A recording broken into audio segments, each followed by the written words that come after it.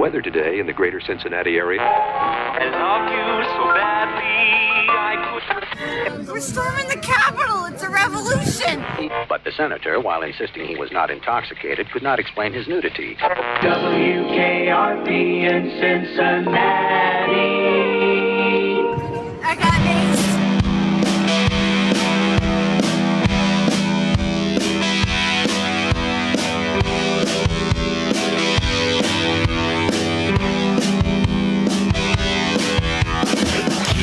It all on the TV screen. You gotta show it some love, you gotta show it some green. The world's gone crazy and it's so obscene. You gotta know where to hide in the big machine. Say it sounds like TV on the radio, so push that down. I wanna hear it in stereo.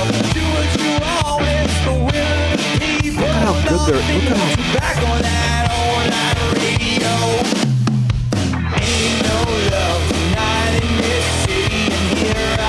All right, Man, now we're in. I like it. It's a whole nice little long I like intro, the right? twist. I think it works. I like it. I think it stays. I like it. It took me 40 minutes to do, Crocious. That's you put some time into it. You know, that's good, man. It sounds good. You know, so Yeah. I like it. It sets up for this song, and then you Sets it up. And I'm watching a little bit of the athletic competition here. We got it. And then we got enough of it on for you guys to where you kind of know what's going on, but you don't. 'Cause Exactly. If you don't know, if you're a true blue follower of the show, welcome in, by the way. I am Keith Pazel. This is my podcast. And I'm Adam Crocious. Yeah. We're gonna be here for you talking about the world and our lives through what's on television.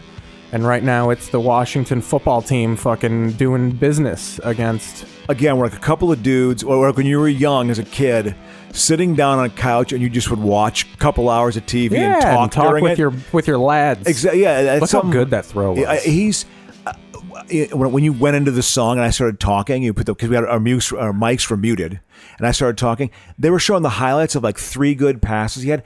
Every single pocket he had had space in it. I'm not used to seeing that. Let's look at the offensive line here. Yeah, I mean it was enough. That was a good pass though. Wow, that was a good pass. That was a very good play. You know, I mean he's capable really of doing gravitate this. towards that they can do that, and they aren't. I like the idea of having something else playing behind it. Trans and non-binary rules. Is that they can, Cohen who was? This is some short. It's Michael D. Cohen. Yeah, actor Michael D. Cohen. Look at all the actor, writer, director, producer. Oh, I'm sure choreographer. No, that just means you failed at so many things. Is really all that means. Yeah, because you would be doing one of those things if you did it well. Yeah. You know. That's like one of our comic buddies once told me he used to make menus for restaurants, and he was like, you can tell when a restaurant is shitty because they make everything. Like, there's no way you make spaghetti and sushi all well. Like, just pick one. Yeah, sushi at a cheap place like that, you're asking for it, you know? But yeah, I wonder what we're going to talk about this week. I know, Keith, I don't know. We don't have to hop into I want to admire and just, again, talk about this Tampa Bay Buccaneer offensive line, which I was moaning and whining, which I appreciate you enduring. It's all good. Because I have to get this stuff off my chest. I mean, but neither of us have a quarterback on our fucking team. Exactly. So. They're terrible. And the Vikings are... their offensive lines have been bad for so long, But Keith. here's where we differ is I love my terrible quarterback. Yeah, well, you hate your quarterback, and he's better than my quarterback. Yeah, he's only good against bad teams, and he's always bad against good teams. He cannot... In some fairness to him... We're talking about Kirk Cousins, quarterback in the Minnesota Not everybody Vikings. can be Mahomes, and we all know that Mahomes. My point is they don't have an offensive line. When you watch a team that has an offensive line, it's like, oh, that's actually a pocket. The quarterback can actually be a little bit comfortable and do 3 reads. It's like it never happens with the Vikings. Their guards are so bad. I can't even do 3 reads in a book. You know, they don't. God, Dungy has kind of a weird look in his eye. He looks kind of punch drunk. I always envision this like. The ill is just going, and he's got like he's so positive. He's one of those people where it's like, what's going on? And like, he's got the positivity of a dude whose son overdosed on drugs. Yeah. 'Cause that's what happened. Yeah, well, because it is a strict Christian family in the Dungy household. You are a strict Christian in the Dungy household, you know? And I think that his son was, I think his son couldn't deal. I think his son got his heart broke for the first time, and he killed himself. He couldn't deal with the pain Didn't of it. Andy Reid's kid kill himself as well? Yeah, he died of a drug overdose at the Eagles practice facility. I think like a custodian, dude, like found him like in a closet somewhere. You know, Stuffed up in a locker. Wow, you know, and then and Andy Reid is such a workaholic. I think he took like a week off, and it was like, nope, back to work. He didn't take the season off. That's your kid dying. That's a big deal. He did take like 2 weeks. He only took like 2 weeks. It was like, off. oh yeah, because you know my career is everything. That's all that matters. Well, you know? well, that was also at a time where they would question your like, is Andy Reid can he handle the pressure of an it's like, NFL season and his son tying off? Yeah, having that narrative. It's like, no, you're allowed to grieve a bit because your kid is dead and they died at your place of work. I might add, which is another dimension of oddness. That would be a little weird to go into work. The Chiefs pre-Mahomes had that guy blow his head off in front of the fucking players. Wow. Oh yeah. That linebacker. I had a great joke about how they were, because I played fantasy football. Chase Young is a good I still football. play fantasy football. Of course. I had the Chiefs defense that year, and fantasy's so hardcore that when that happened, people were like, "Oh, you're going to play the Chiefs defense this week?" Because he was a starter. So he was like, "Oh, are you going to bench the Chiefs defense?" And I was like, "No, they're going to play inspired football, dude." Like that was. And did they have a good game? Oh, they dominated. And that was like not when Andy Reid first got on. The Chiefs were bad. That was like coming out of the Matt Castle years. Matt Castle. Well, if you can think of the most journeyman quarterbacks, Matt Castle is one of the He's guys up you there. think of. I also think of Gus Farrat. McCown, Josh McCown. Josh McCown. He had like He played for the Bears like 7 times. 7 different times. Wasn't he the quarterback when the Cardinals beat the Vikings on the last game of the 03 season? I watched that game. The Cardinals converted 4 fourth down plays to score a touchdown on 4th down. He was the quarterback he was like 23. And the Vikings, they win that game, they go to the playoffs. That was a tough year. 03 was a tough year to be a Viking fan, just letting you know. Yeah. I know, it was a tough year. Well, because, that was they were like... Well, they still had Moss. And they were supposed to be and they had super Culpepper, yeah, but their defense was soft. They had a soft, banana soft defense. And they started out 6-0 that year and ended up 9-7. So they were 3-7 their last 10 games, and they were playing the Cardinals, who were pure garbage on the road, and they lost. Was that the Plumber Cardinals? No. That was McCown. The McCown. He was like 23. He played. And this is 03. This is 03 he was playing. He was the guy who beat the Vikings as like a rookie. You know, he was like, oh, we're going to let you play. And he converted, I'm not lying, he converted 4 fourth down plays on their last drive. 4 fourth down plays. And that crap happens. Ooh, oh my Lord. I'm sorry. Yeah. Get me off. This is what really matters. Well, I was going to the news. We're going to go there, but there's a little bit of Wonder Woman. We're kind of popping on here a little bit. And you know, I am in love. Yeah, you're in love with Gal Gadot. She's a fucking Zionist, bro. It's. I know she is. She is. You got to reconcile with that. Stunning. I mean, she's Giselle beautiful to me. I find her wrong with really good looking. There's nothing wrong with advocating for Israel a little bit. Well, yeah, listen, Israel should exist. But it is Palestine. Yeah, but admit it's the biggest land grab, But it is one of the biggest in history. Okay, let's be honest here. It is a land grab. I love all the Jewish people in my life. It's Palestine. Yeah, they don't want to hear that. Just to let you know, in this country, dude, in this soccer book about Hungarian soccer, they were talking about how forever they were talking about making a Jewish state to put all the Jews. Like the creation of Israel, to me, people talk about it like it's this great, like, oh, you're giving them their land. But it's like, no, it's just because you want Jews out of your life. Oh, exactly. I mean, yeah, they're on board. They just wanted them somewhere else. God. You know, it had nothing to do with fucking positivity. Exactly. Yeah, my first stepfather, you know, was Jewish, and his grandfather brought like he was a Zionist, the KC Athletics fan, and he went to no. This is like in the 1930s. he was bringing like irrigation to do agriculture in Palestine, but he's Jewish. They were buying up land, and his boat sunk. It got into a. Was it sabotage? No, it wasn't sabotage. It was a bad storm in the Mediterranean, and they went down. But the point is so. I feel like I've had a lot of exposure to the Jewish culture, going to temple, going to bar mitzvahs, you know, and my stepfather for many years, talking to him about a lot of the Jewish experience, you know, like I remember him talking to me and saying things like, you know, it feels weird sometimes being a member of a group that people really hate. You know, like there's a lot of people who hate you. You know, I remember being like, 16 years old, and that made an impression on me. You know, I think it was a good thing for me to hear. So I give him a lot of credit for some of my politics. Yeah. But at the same time, Israel is, the Palestinians are the largest refugee group on the planet. So the fact is, they need some land. You've got to slice up some of your country and give it to them. You have to do that. Slice it up like fucking Hyman Roth. I mean, that's one of the things Trump did foreign policy wise was, Israel they are in the fucking back pocket. I mean, this country like backs Israel, whatever they want to do. They got the biggest bully on the planet backing them, you know? They do. Which is, that is the most important, influential country in American foreign policy. It's not England. It's not Europe. It's Israel. It's China. No, I'm just kidding. China. God, I tell you what. It's China. You got to say it quick. It's a quick release on the China. At the end of given this week, and what a cherry on top, which, by the way, it's been a good week. He still has an opportunity to do some real weird foreign policy or try to do foreign policy things. I still think he's going to say, that's why they want, we're going to bomb Iran. That's why they want to get him out of here. Because I think I say out of here like it's me, like out of my apartment. That's why we got to get him out of here. He's in my bathroom right now. But it's truth. He has to be jettisoned out. But that would be great if he was jettisoned. If you're gonna fucking just shoot him out of the White House, you have to be jettisoned. Yeah. You go. It opens up a little hatch, and you just get shot out. Yeah, like Escape from New York.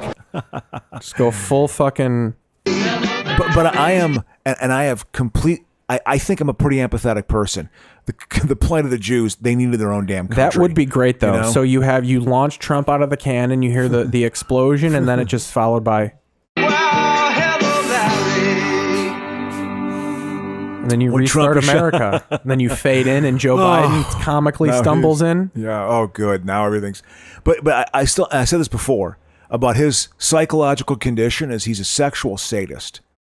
And again, when a sexual sadist is finally caught, when they're finally caught, they tend to have one final act of defiance. Yeah, but let's be sex positive here, Crow. No. Well, no, because he's not. This is his problem.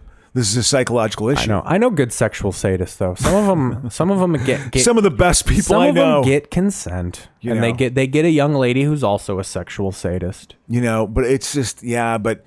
I got a feeling he likes to beat women up and do bad things. Not defending. I'm just saying if there's a sexual sadist listening to this who's a good bloke or fella or girl. I got a feeling those cannot be together. I think if you're a sexual sadist, if you meet a girl who also wants to get a cigarette put out on their chest, then you fucking go for it, dude. Oh, well, I guess, yeah. I mean, if that's your thing, yeah. That I hear that. Yeah. That I support.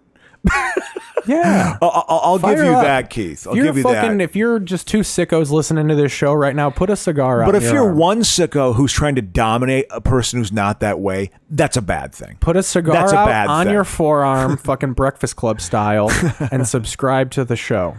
Preferably just watch on keithpazel.com, though, because it's all there for you. As you know, Keith, you've struck a chord in my mind about putting a cigarette out. No, not Breakfast Club. Putting the cigarette out or the cigar out. That was never in my. Thankfully, I didn't come from that kind of family. Oh yeah, I remember seeing that. Smoking them, yes, but never putting it out. On an arm. Yeah. If they were going to, it would be the butt because they were not going to waste any sort of fucking tobacco on punishment. Yeah, it'd be towards the end. It was like your last pull or two as you were down to that. Yeah. Have you ever hit? I remember when I smoked a cigarette for the first time, I hit it past and it hit the filter and the heat passes through the filter and I almost burnt my fucking lips off. Yeah. It's like slurping coffee through a straw. Yeah, but he is he is a sexual sadist. Yeah. And so I think he's still capable. You could say maybe this was his last hurrah. So to tell people if they don't know, we're talking about the siege. I like Insurrection because Yeah, it I was a think Insurrection. WWF pay-per-view. Yep. So It's an insurrection. That's what it's a nod to my childhood. But yeah, Insurrection, whatever you want to call it, it happened. So what were your initial thoughts? I woke up. So my breakdown of it is I woke up around 10 a.m. Pacific time. Then I kind of went back to bed. I looked at my phone and I saw that like protesters were at the fucking Capitol and Trump made a speech. Yeah. And then I woke up, I took a shit, and then I came and sat down. Oh, you were in a good headspace. At this very desk. You're in a good headspace post shit. And I flip open my phone and Corinne Fisher, who is a very funny stand-up comic, she just tweets, "Turn on the fucking news right now." And you see them that's when they approached the Capitol. Yeah. So the people who were at Trump's speech, he told them to march on Pennsylvania Avenue. Love Pennsylvania Avenue. Beautiful Pennsylvania Avenue. Yeah. And boy, did they. So when they were hanging outside for a long time, but then they start showing tweets of like people taking the barricades, those barred barricades that you can like slide up, those bike rack type barricades. Yeah. This is like the end of the Blues Brothers. They were taking those and stacking them up and climbing them Yeah. like ladders, like fucking orcs in fucking Lord of the Rings trying to climb the castle walls. Yeah. So that's happening, but you're like, they're not actually going to get in. And then you see them on the roof. They got on the roof. Yeah. And then they breached fucking like the lobby. Yeah. And a lady got maced. Let's fucking find her. Yeah. No, yeah. It was, I didn't, oh God, I'm sorry. She's not a very good actor. Who? I'll tell you Gal that Gadot? much. Gal Gadot is on the spectrum of good to bad. Gadot is the dumb. Waiting for Gadot. No, but that's what I'm waiting for. Yeah. She is, she's on the spectrum of bad. She's more towards bad, but she makes up with her in sheer physical appearance. It is stunning. The camera, I think the camera loves her. Am I wrong? Well, yeah. The camera loves it. You sound like a goddamn producer. Exactly, but it does. The camera loves you, dear. The camera. So I'm going down. I have the whole timeline of this shit. Oh, did they finally reverse it? Oh, fuck. I hate when they update articles. Fuck the AP. They had the timeline of this whole events, but like they're still updating it. So it's like today. Of the aftermath of the storming of the they're Capitol. like arresting people now. And well, shit. there's certainly a hangover from it. There's a hangover. I got this, but we're not there yet. That's not good for the radio show. Yeah. But no. I'm trying to get some momentum on this fucking story. Yeah. No, I'm upset at my link. I had a link saved and it fucking threw me to the end. That's okay. So he gave his speech and it was more election denying, which again, it's the same thing. I don't know how people think he's such a genius because he really just says the same thing every time. Yeah. So he told people to march on Pennsylvania Avenue. They were like swinging off of fucking rafters. Yeah. And that's another thing. That is, if you're upset at liberals for defacing monuments, I don't know what if there's any monument, it's the fucking U.S. Capitol. Exactly. And they were hanging Trump flags on it, and fucking there was a fucking Confederate flag hanging off the backside of it at one point. Yeah, absolutely. A YouTuber named fucking Baked Alaska was there. Is he just a big right-wing jag? Yeah, way more followers than us. Way more successful than us. Of course. Does he have like... I saw some guy who wore that shirt with that... I've never seen or fucking... I thought it in my head when they said... Because I know who he is through being a YouTuber. Yeah. I just know the name Baked Alaska. Never seen the channel, never seen him, but I assumed it was the guy with the buffalo horns. It's not. So what's his thing? Disappointed. What's his He's angle? just a right-wing shitbag. He fucking shits on libs. Is he just I'm a provocateur? He's like a QAnon guy. Yeah, God. Big What is Qer. the deal? What is the deal? They're trying to stop the pedophiles, Crow. Well, it's just like, I mean, you have to put it in that sort of light. I don't know. It's odd. So at first they were just kind of, if you were describing it, they were like hanging on the outskirts of the cage, and then they actually got in. They breached the fucking doors. They fucking broke windows and got in. They had to fucking delay the hearing certifying the election, which really was the point of the whole thing. Exactly. So in a sense, they accomplished something for a brief time. So then it was embarrassing because you had videos around the world going around of people walking around through the chambers of the Senate with fucking dildos strapped to their forehead. Yeah. I mean, if you're writing a sketch, that's hilarious. Like, that's funny if that's the Martin Short show. Again, if it wasn't so serious, it'd be high comedy. It truly is. I mean, the imagery of it all is amazing. It is a very Monty Python thing to happen. Oh, yeah. But it was real. Yeah, I know. I know, which is just, how is this being digested? I mean, listen, any thinking person overseas, the vast majority are just like, what is the problem with your government? I mean, there's real issues they have with America, and some Americans, and this just validates that. And it's such again, Putin is just, I'm sorry, what a geopolitical masterstroke of just making this country look ridiculous for like 4 years, like look at how dumb these people are. Look at what they'll do. It's amazing. He's not wrong. So many, but you're right. You have a good point. If you just repeat the same message over and over again, it's that notion of just, it becomes the truth. Yeah. It's like, that's Trump's life. That's his life creed. That's what his papa taught him. That's what the fucking Nazis Never did. admit that you're wrong. Yeah, absolutely. Okay, yeah. If you admit you're wrong, it's somehow a form of weakness. You're a huge puss. Yeah, and also just like that, you're not coming up with a solution. You have to. And what's the solution? Then you become a huge bully asshole. Here's what Trump hates right here. He doesn't want the booze. You see, my fantasy is that.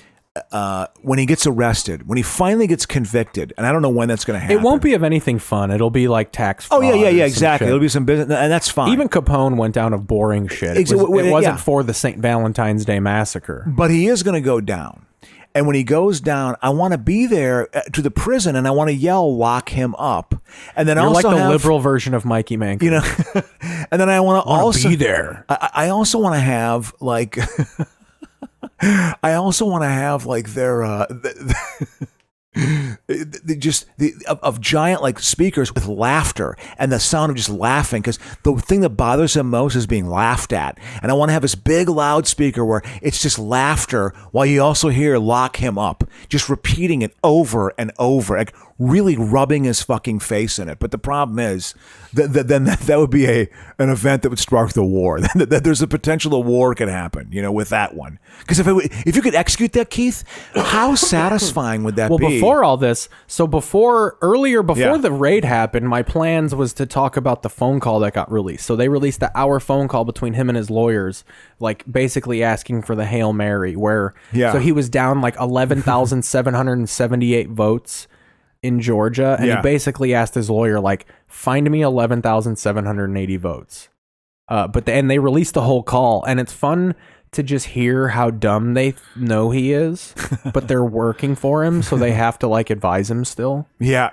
Which I'm sure it's incredible. There's a moment in the call, I wish I time tagged it, but we're really past this call now. It would really be past news to play this. Think of the sycophants that are around. But there's a him. moment in the call where he talks about like voting machines and did you check on this? This machine got hacked and these ballots got delivered overnight and this amount.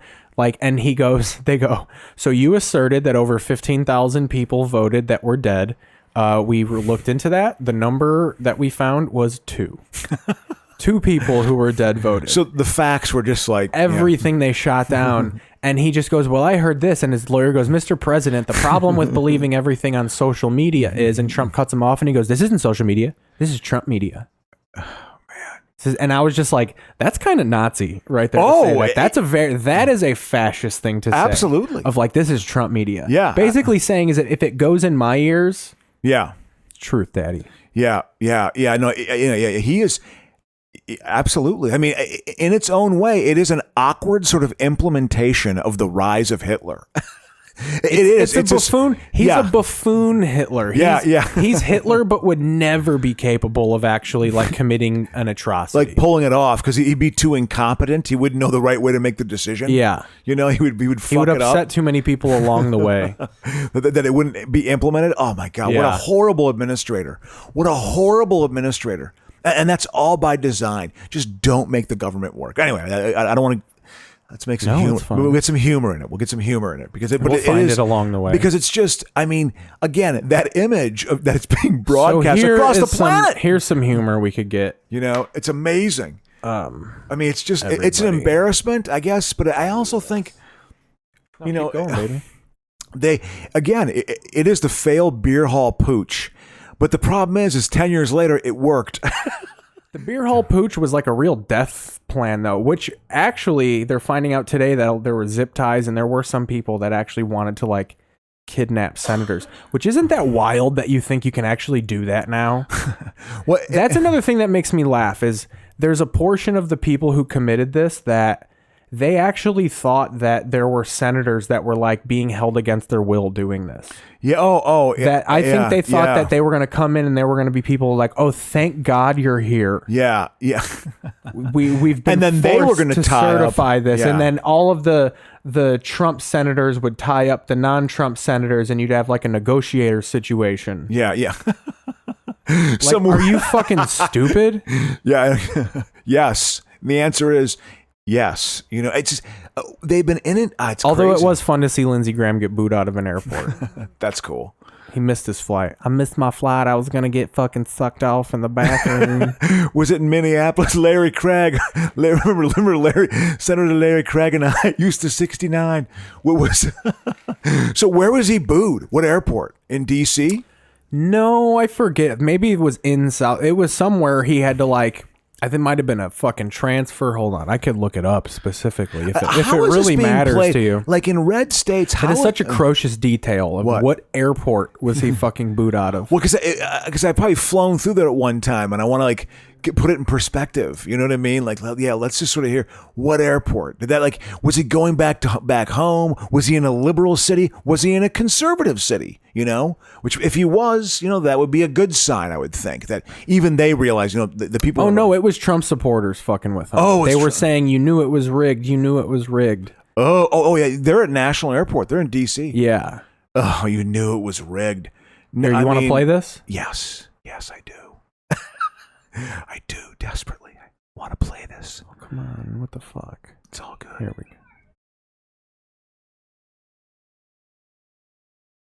Ah, damn it. Hold on. I hate fucking... The reason I've been... God damn it, with your fucking stupid story bullshit video. I just want to see him get fucking booed at the airport.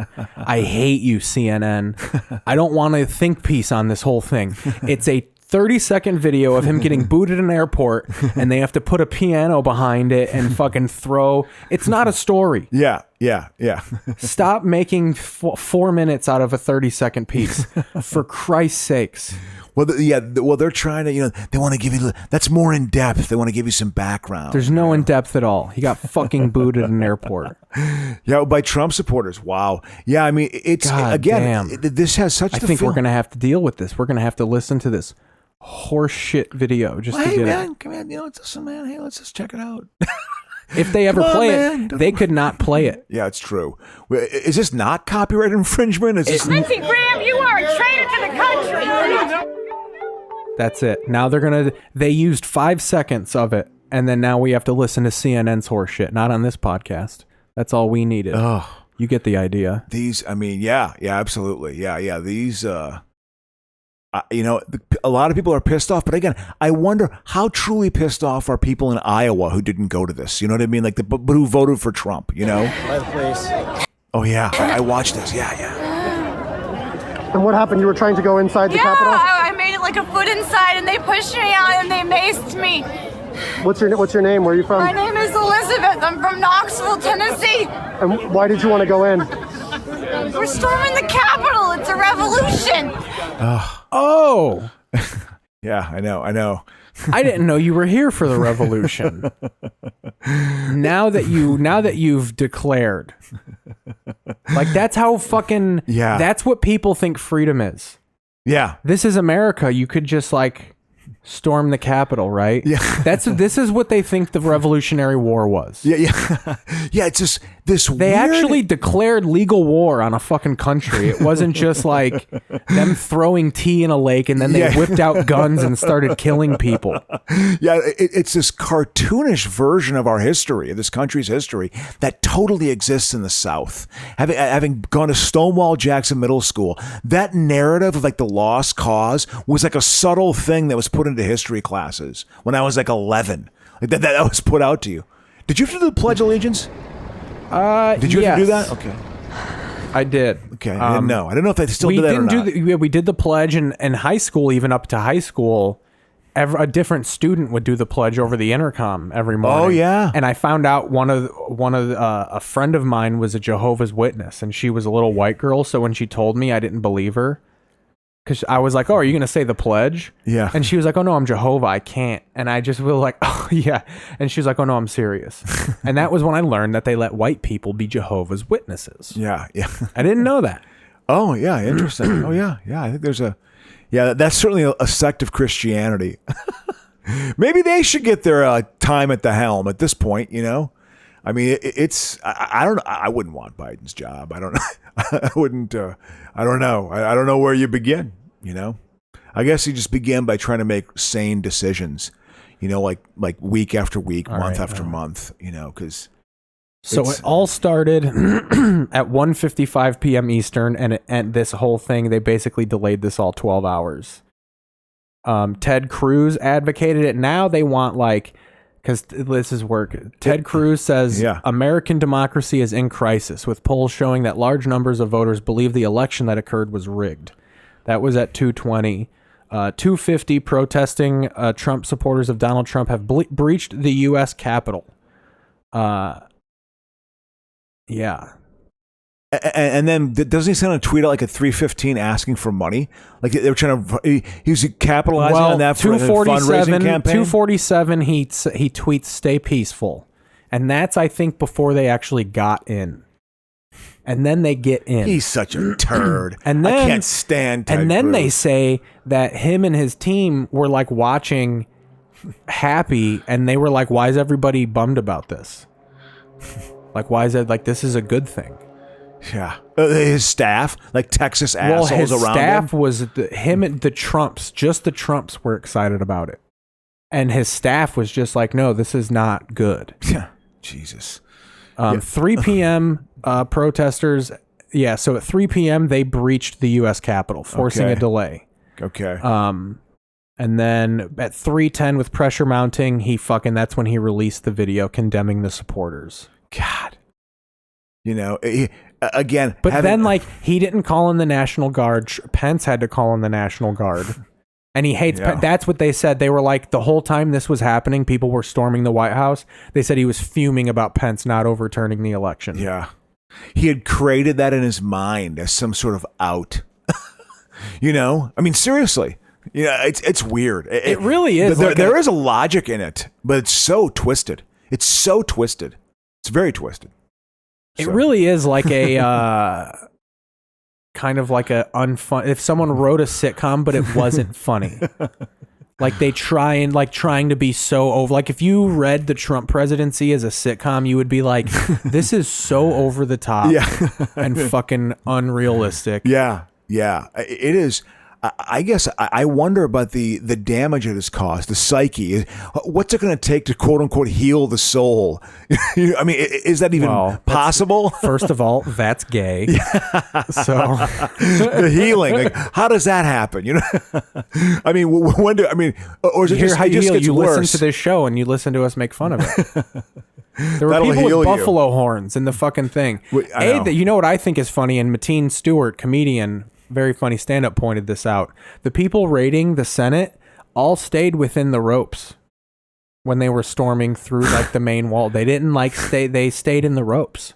And then like 4 people died. We should say that, and we should interject all of that into this. A couple people tased themselves. One person was trampled. I think only one person was that lady was shot by fucking Capitol cops, but she was about to breach where the senators were. Yeah. And that's where they were like, there were a few people that actually, how dumb are you that you thought you were going to take people hostage? Yeah. Well, I think that, again, when I go back to the pooch thing, I feel like this was their first shot. This was the keg stand pooch.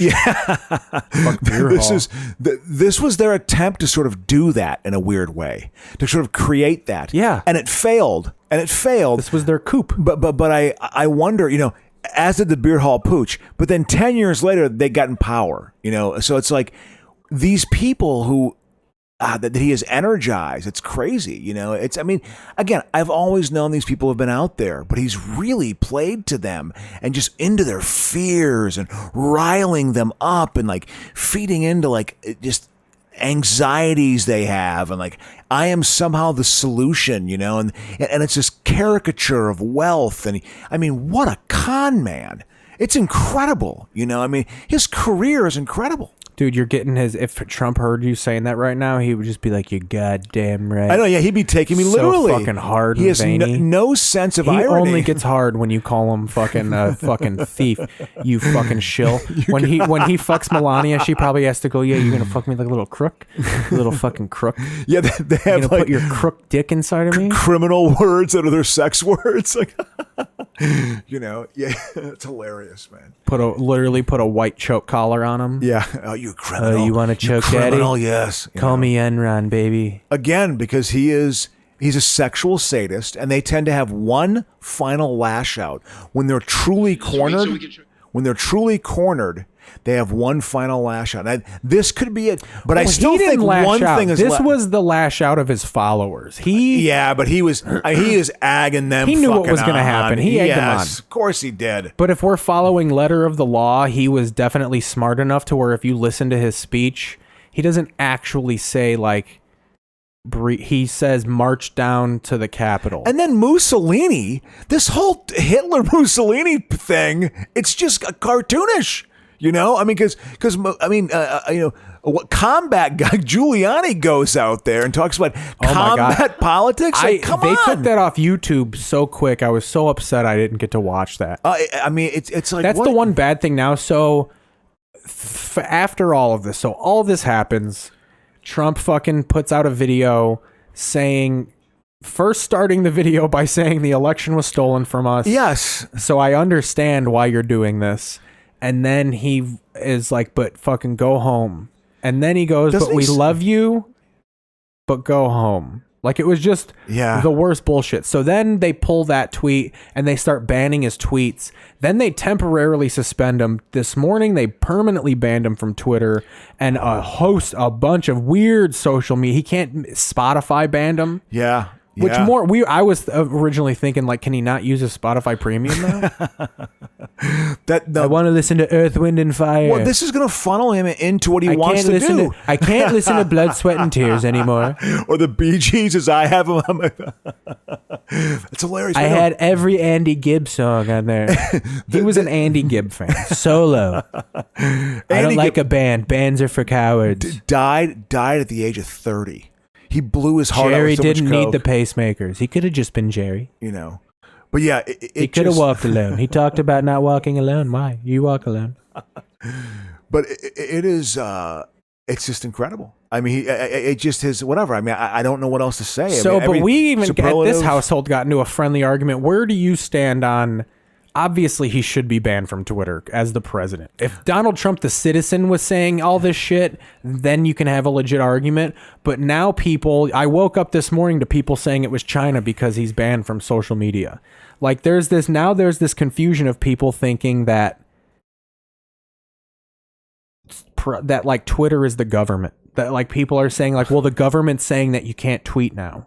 No, Twitter is saying that Trump can't tweet. Yeah. They just can't believe that. You mean a company has that level of power in society? What are you talking about? The government's always telling us what to do, not 17 billion corporations. No, it's the government. They've been so conned. They have been so conned for so long that and they're just doing their biddings so certain nefarious wealthy interests can just continue to buy and own. It's just so disgusting, and they pawn it off as freedom. Yeah. You know. Well, and then there's nuances to it. So I don't think there's any. No, I'm not saying to. I'm saying to the banning of stuff. Yeah, the banning. We're talking about social media now. Yeah, bro. I hear you.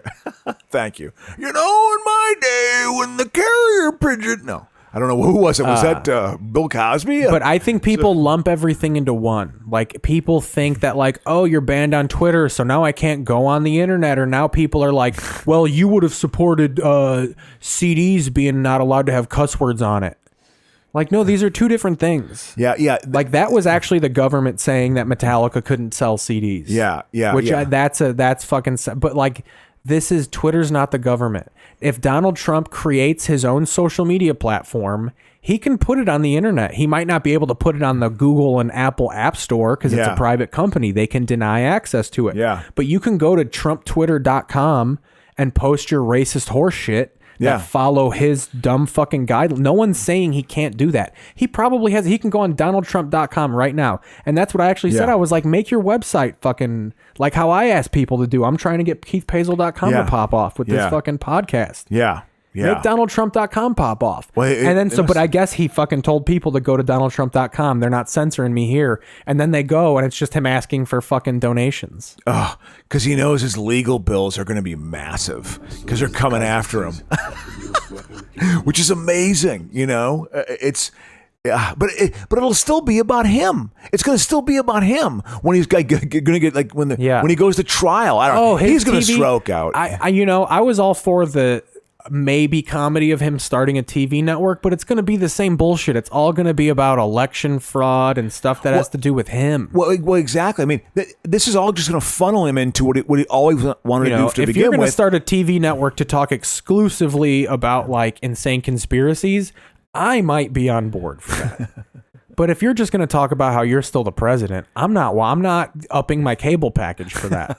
Well, that's the thing about it. And that's another thing too, is he's going to have to go internet because now that these private companies are going against him, ain't no way one of these cable companies puts Trump TV on any of their packages. Yep. It's going to have to be a fucking Trump.band or whatever the fuck. Yeah. Like a web address. Again, build your website, Donald. Yeah. He's listening. I can't believe it's not already there. You know, it is. Again, it's going to funnel him into creating his own network. It could be a streaming net, whatever. And he will obviously have millions of people that will listen to him. You know, he had a platform for 4 years, but he's old. He's 74 years old. He's very overweight. I'm sure he's Adderalled out. I think that. Well, not he's going to stroke. He's going to stroke out. Oh yeah, he's going to stroke out. I think. I feel like those criminals, they're programmed biologically. You know how like when a wife's husband dies, she just dies shortly after. Yeah, because the second a con artist is arrested, his heart just finally gives out from the cocaine. Like when he's actually caught, that's actually his final act of sexual sadism. Is his heart? The coke is absolutely. His death boner is his final. His final pleasure is him fucking just getting a death boner and just that's how like all the hoods die. Slowly leaking cum out his final load. That's what Nelson Rockefeller was a vice president for Gerald Ford, and he died having sex. He was fucking a girl.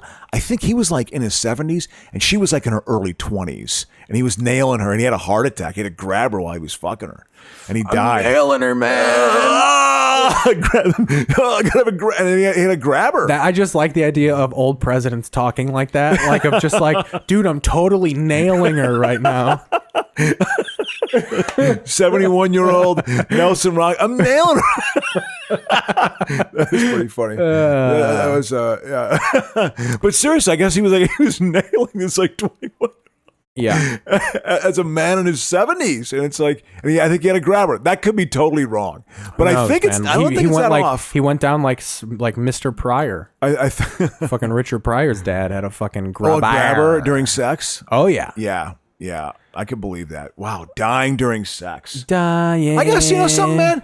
If you're going to go, I don't know. That probably isn't a bad way to go. It's not bad. It'd be at all. bad for your partner. That would. I mean, I'd feel kind of bad about that. Like, hey, they're going to be upset. They just feel the life leave just, your erection, and like what? And just the facial expression going dead. I'm sure it looks. I'm sure it's a bad moment. I don't know if there is a soul, but if there is, it leaves through the dick. Because I felt a fright through my pelvis. My pussy was a fright for a moment. A flash, yeah, that would be a bad. Yeah. His life flashed before my pussy. This is the beginning of Wonder Woman. Well, and then the sequel, they flip this fish out of water, so she's like coming to the world for the first time. Yeah, and then in the sequel, he's coming into the future, so they get to have the moment where she's showing him everything. Yep. Exactly, because hey, turnabout's fair play. Yeah. So, are you over the criticisms of Wonder Woman 84? I'm not. I was never hurt by them. Yeah, well, or just yeah. I mean, I think people need to be.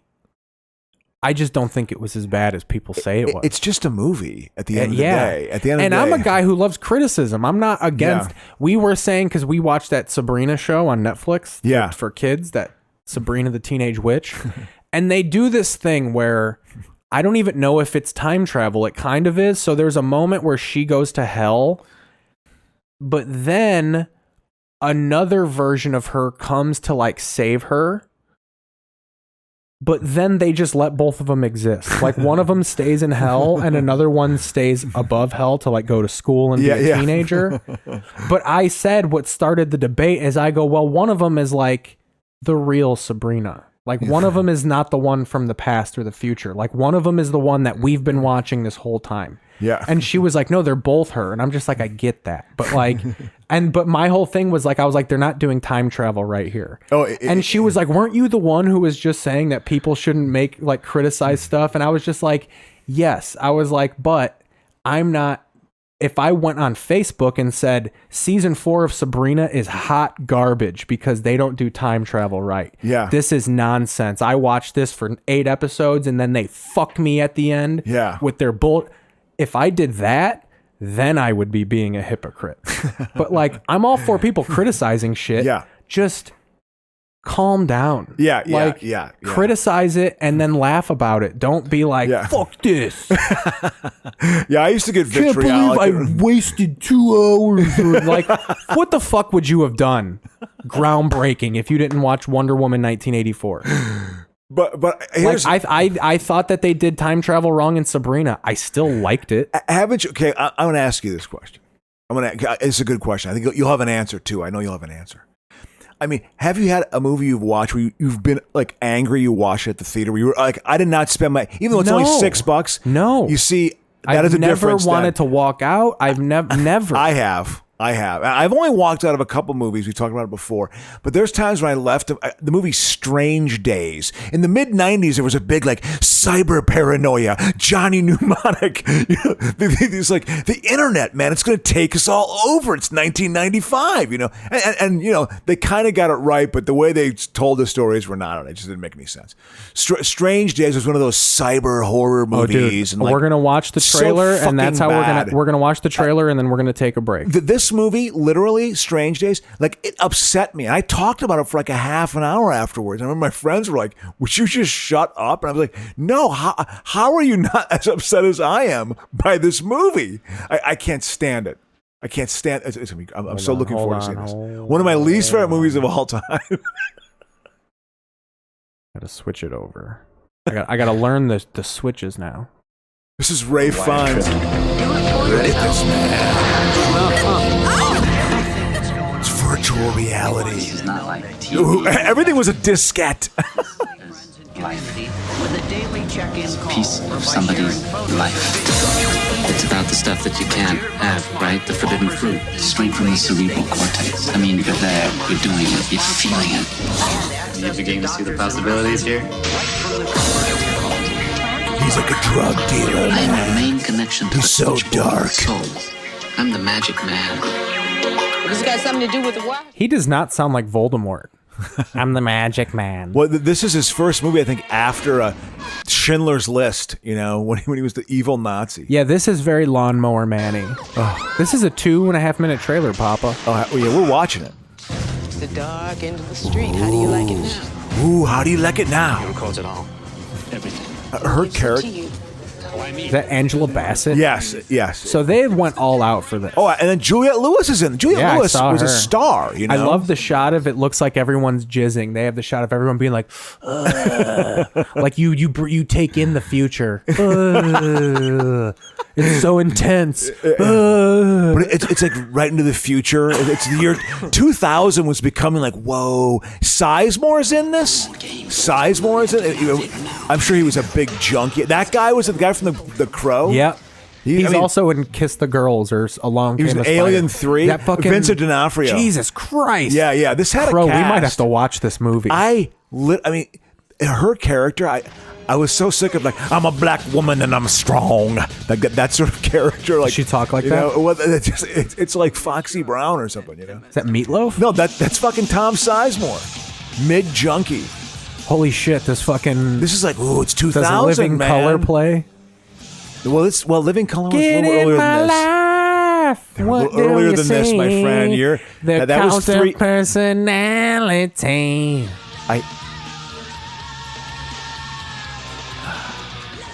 I hated this movie with a fucking passion. It was so bad. She's like in a band. Look at her.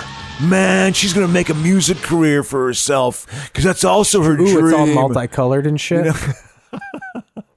Catherine Bigelow, you know. Yeah. It's terrible. You want to ease into a break here then? Yeah, that's a terrible movie. It's so... You know, it doesn't look good. I got to give you that. But you can tell it's trying so hard, like, it's going to be of the future, you know, exactly, because they're having cum shot faces. Oh, like their sex face. Yes. Taking it in. But it's so bad. All right, yeah, let's go into a break. All right, well, we're going to be back here in a little bit. Here, it's going to be fun. Ease into a break. Looking forward to it. We'll be back after a word from Crocious reading ads. At Blue Cross Blue Shield, we've been protecting millions of people for over 75 years. It's what gives us the experience and understanding to help you find a plan that fits where you are today and where you'll be tomorrow. Get spring break styles for the entire family. Tees and tanks for just $5 and thousands of other amazing styles all on sale. Run to Old Navy. There are moments that define who we are, what we stand for, and where we're going. Made with pride, crafted with passion. Jeep Cherokee. Find love again. Right on the Gulf Coast. Beau Rivage, a feeling like no other. To succeed in our ever-changing, busy world, you've got to create your own brilliant website. Wix makes it simple. Create your website today. It's easy and it's free. Every time you raise a Pacifico, let it be a reminder to live life anchors up. Imagine waking up to the enticing aroma of bacon, sausage, fluffy eggs, and a whiff of delectable hash browns. Stop imagining. Get to McDonald's for the deluxe breakfast platter, because nobody has ever woken up to the fresh smell of cereal. You know, so it is. It's a good book. Whatever. Check it out, man. I just hope there's a time one day where I own water, and I go to my water mine, and there's people slaving away, and I just I beat them and drink a bottle of water as they're beaten, and then I just fucking take a hook umbrella and I catch a hot air balloon and I just sail into the air. That's your vision of And then, wealth? as Nate Simmons said, because I told him that scenario, he goes, yeah, but then you'd get up in the hot air balloon and you'd realize you're alone and you'd get real sad. That's true. You'd be above it all. Yeah. You know, exactly. Your fuck you money. Your true. You made a point. We were talking about this during the break about someone who's, you know, like welcome back, by the way. Yes. Welcome. Should we do a little? We can do it. Exactly. All right.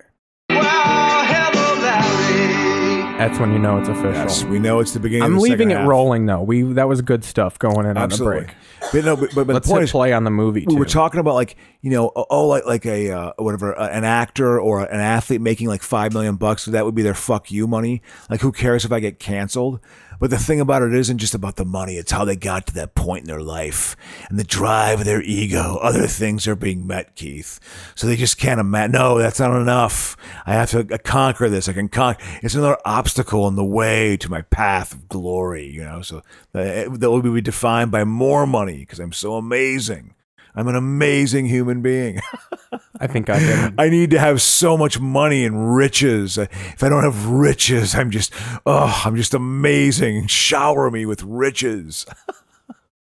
Isn't that the way you go through life? That's how I think. Hang on. I'm switching because everything got all befuddled. But isn't the truth? Did Kim Kardashian and Kanye West break up? They did. They're divorcing. It's not just a breakup. This is Southern New Hampshire University. All right, we're bringing it down. Yeah, because it's amazing that got steamrolled. Even the Kardashians were silenced by the political events of the past week. Yeah, they couldn't. Oh no, it's more because he's nuts and he's probably fucking. They probably have to lock themselves in rooms because he's fucking got guns out and shit. Yeah. And just yelling. Yeah. Old Janet Yellen around the house. Do you remember Janet Yellen? I only remember her from Bill Maher. That's political people I know from Bill Maher. Janet Yellen isn't she the Secretary of Treasury? The nominee? Something like that. Yeah, some broad. She was some fucking broad. Look who is the cabinet. Yeah, I wonder if Trump is going to try to have commentary on his cabinet and look at this total he's loser. Throw them all under this the fucking loser bus. that they're picking over here. Terrible. It's just and then you're going to have to respond to him still. You're going to you're going to have to respond to shit. You're going to have to go to DonaldTrump.com. I shouldn't even say it. Yeah. Let's not hype his platform. But again, he's not doing shit with his website. We should buy DonaldTrump.com. They're trying to shut him down because they need to because he's a dark, sinister force. He has unleashed horrible forces. So we're going to continue doing the second show. We got a hefty second half for you guys. We got stuff to talk about. I'm sure we'll ramble, but we're going to watch fucking While You Were Sleeping. This is a romantic comedy. We're lightening it up as usual for the second half. We talked about a lot of heavy insurrection up top. But we're going to take it. This is Hollywood Pictures, fucking Caravan Pictures. Two pictures. Multiple pictures made this fucking movie. Roger Binghambaum, fucking John Turteltaub. He made a Pirates of the Caribbean movie. But this takes place in Chicago. Fun romantic comedy. We got a lot of stuff to talk about. There's football happening, Crow. Yeah. Look at the setting. This is. I had just moved to Chicago. There we go. Hey, yeah. It's going to be set in Chicago. Peter Boyle's in this. Sorry. Okay.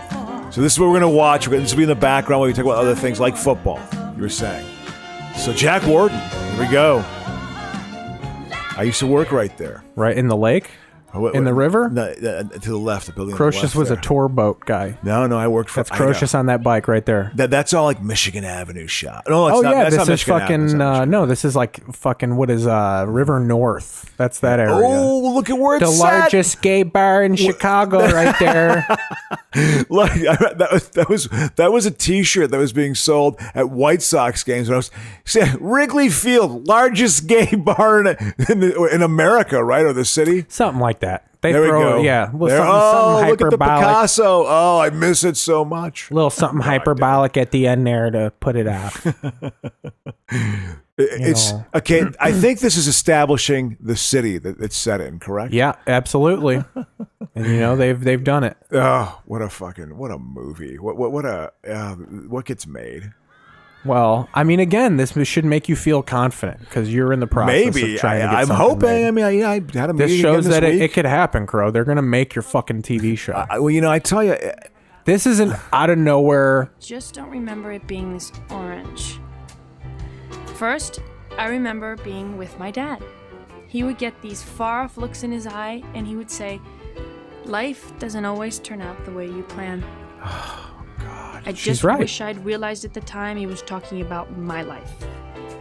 Look at how awful she looks. But that never stopped us. She looks like my friend Saul Trujillo. We would pack up our sometimes working car, and he would tell That's me Young Bullock, right? Stories about yes. strange and exotic lands as we headed off to exciting destinations like Milwaukee. Didn't your dad do this? Oh, like Milwaukee.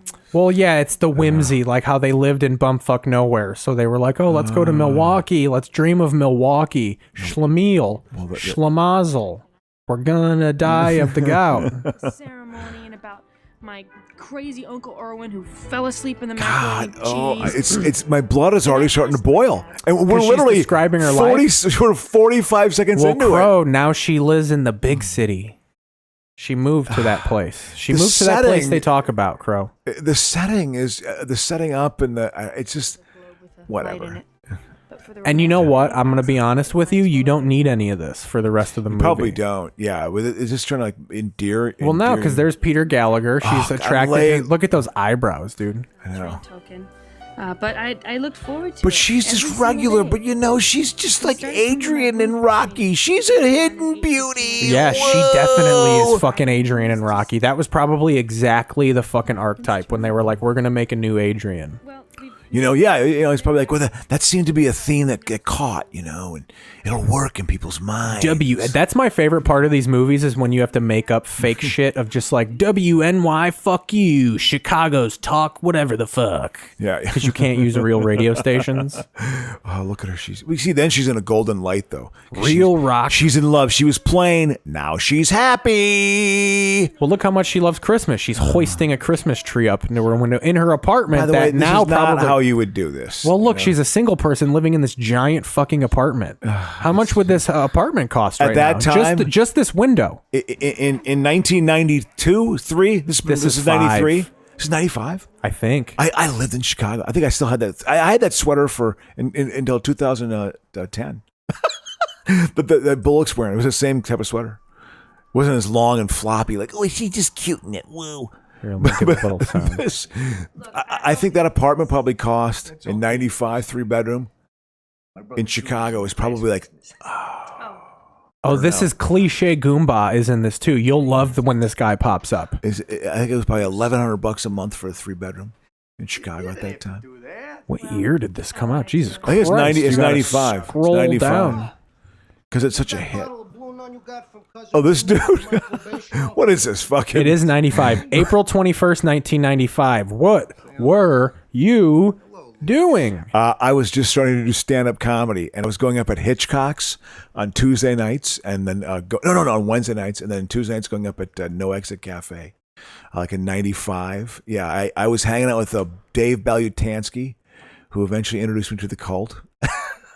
Yeah, it was. Yeah, 1990. we talked about that. I was working at the place I'm writing my script about. I was my very first job out of undergrad was working for the organization that I'm writing about right now.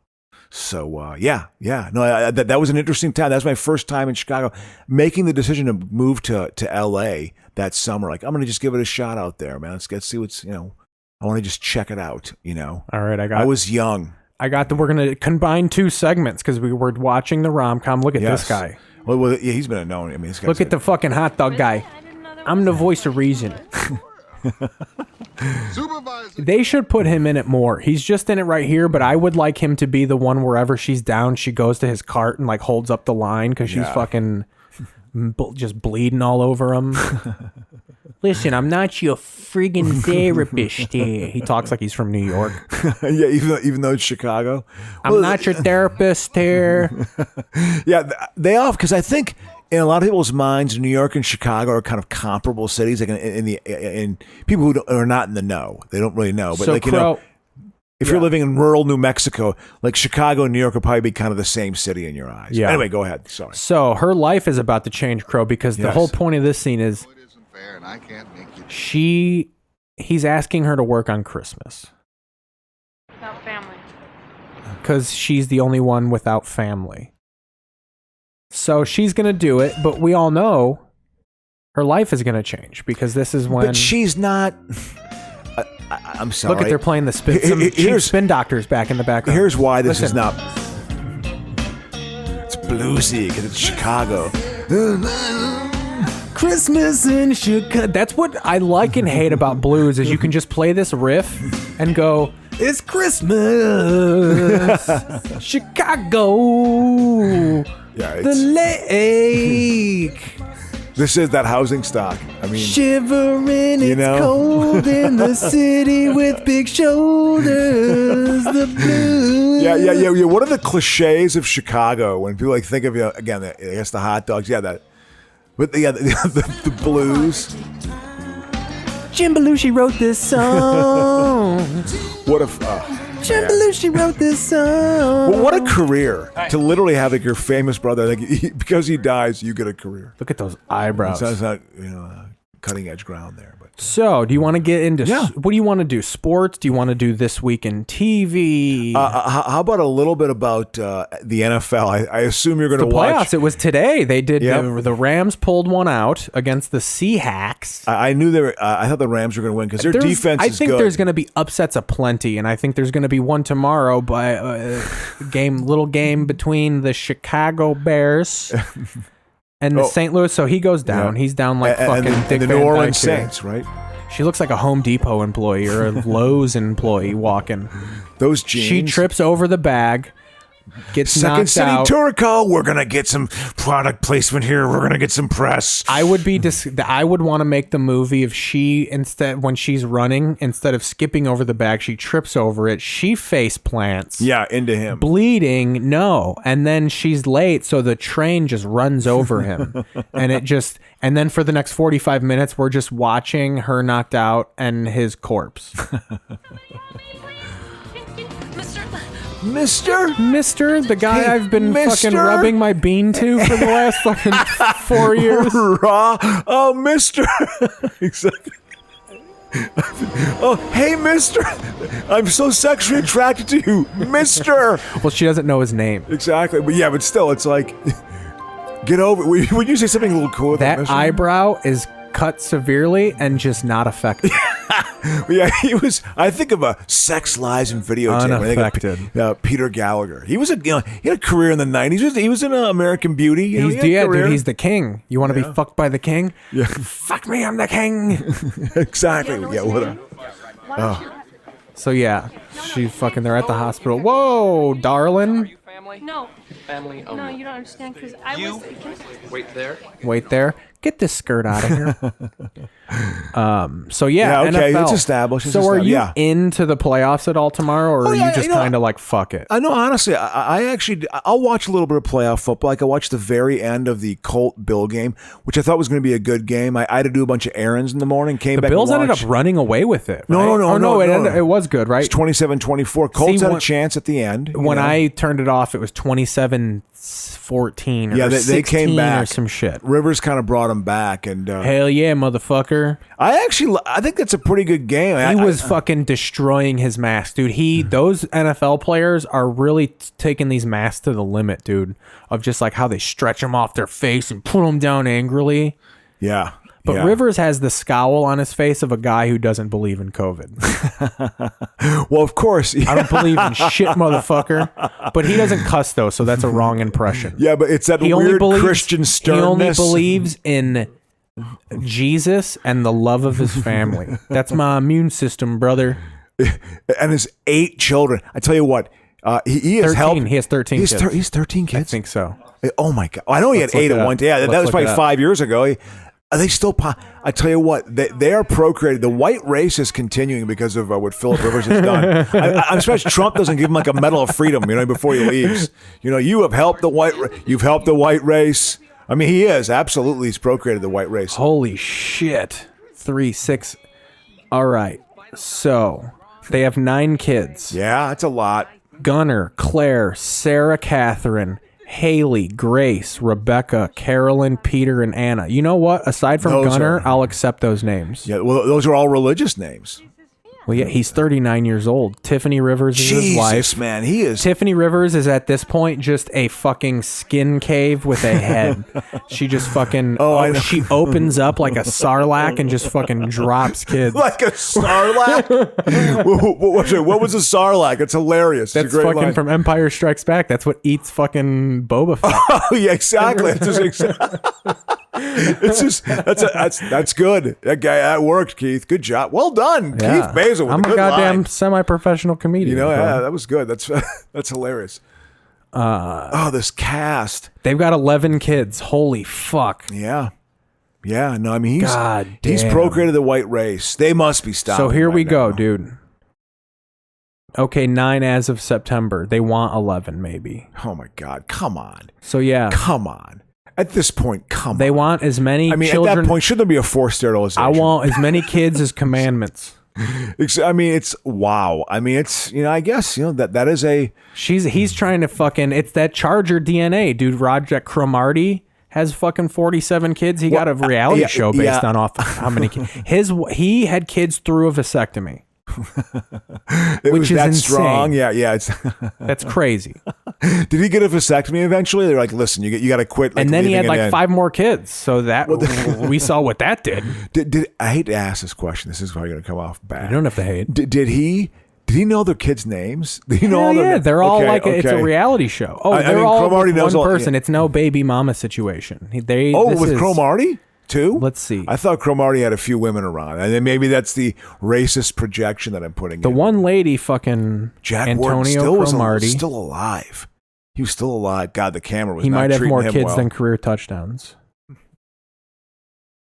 Let's see. He's got 14 children with 8 women. Oh, Cromartie? Yeah. Oh my God. That's great. Wow. He's had so much fucking shit go down in his life. They don't even mention his reality show in this. It's meaningless because he's had so much more drama with 14 doesn't kids. Matter with 8 mothers. I mean, it's you've you've done some things. Yeah. There's stories that's your drama, and they're trying to deal with that. So yeah. So many so kids? she meets she's Peter meeting Gallagher's the family mother. now. Okay, I exactly. want to talk about that now, okay? Why not? She almost gives this bitch a heart attack. This fucking look at Jack Warden. Jack Warden again. Camera not treating him well. Jack Warden towards the end here. Jack Warden. Wow. Why he looks his hair has been blown back. It looks like Bonnie Tyler. Turn around, bright eyes. Sorry. So yeah, she at the last minute she was like, "I'm his fiance," and then they're like, "Who?"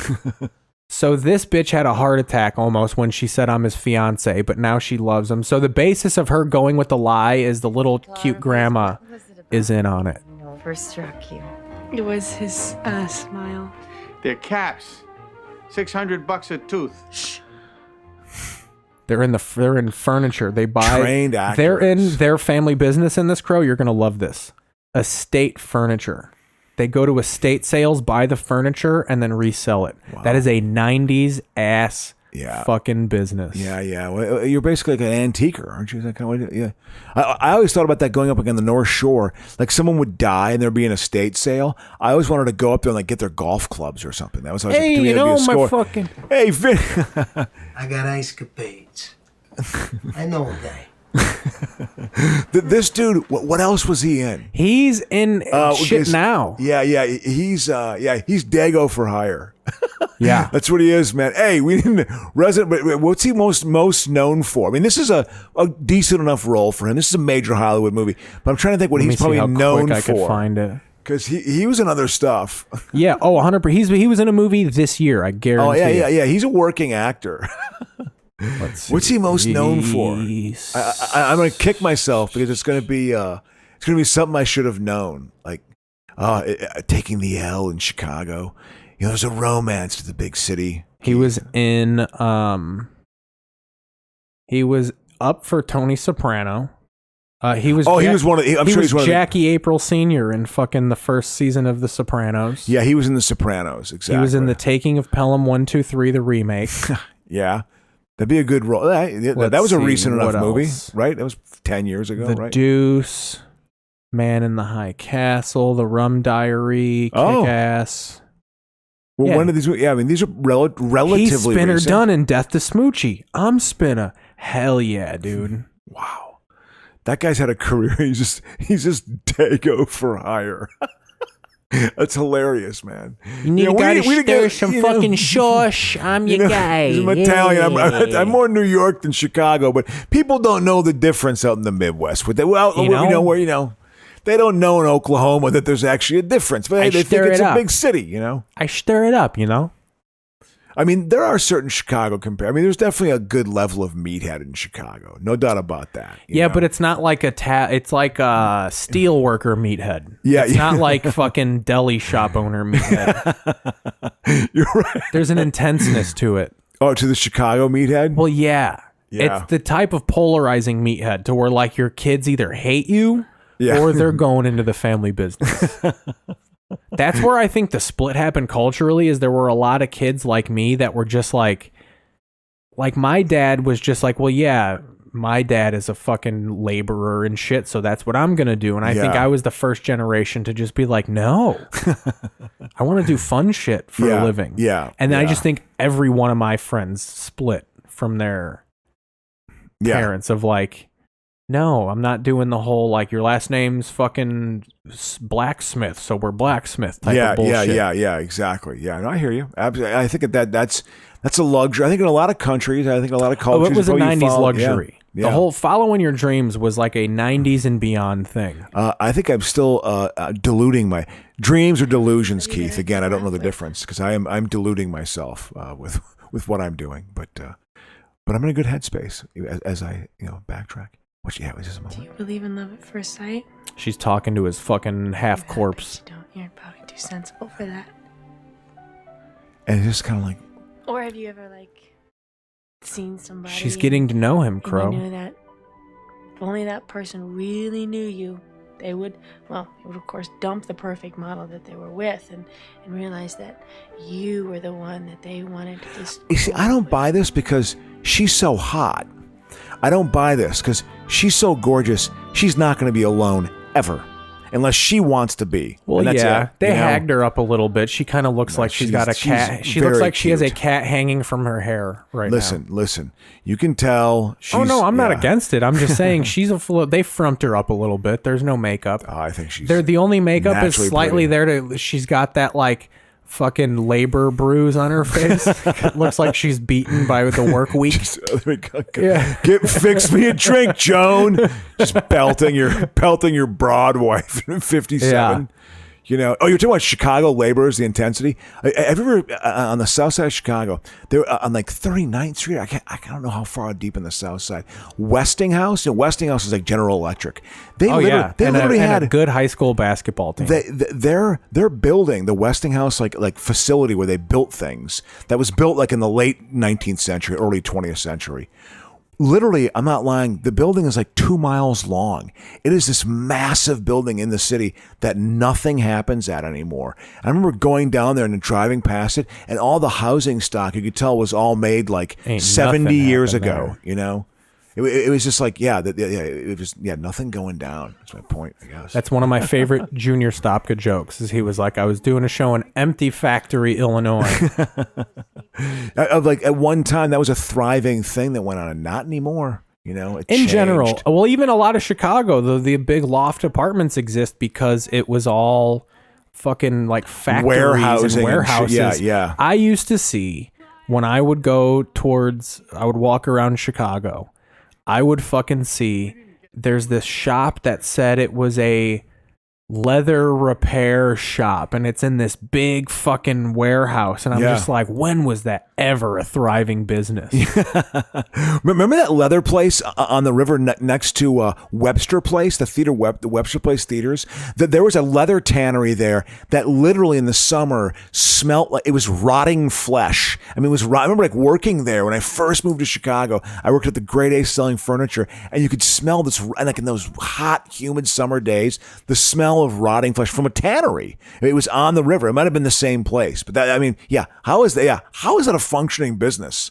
But it was a big building. It was in a pretty big facility. You know, there used to be I remember there was like a very small steel mill in Chicago that was functioning near DePaul. Where I'm talking about is, do you know the Metro stop that was off Damon and fucking what the fuck? Not Western. What the fuck? It was Damon. And a metro stop, the actual train stop on the northwest side more, or the Clybourne, Ashland, Damon and Ashland. Okay. It was like that little crazy 4-way kind of stop. Oh, yeah. I'm sorry. Yeah, exactly. And that there's a little basement, like leather place. And it's just like, you almost go past it and you're like, there's no way that's functioning now. They just didn't crime hasn't beridden the sign yet.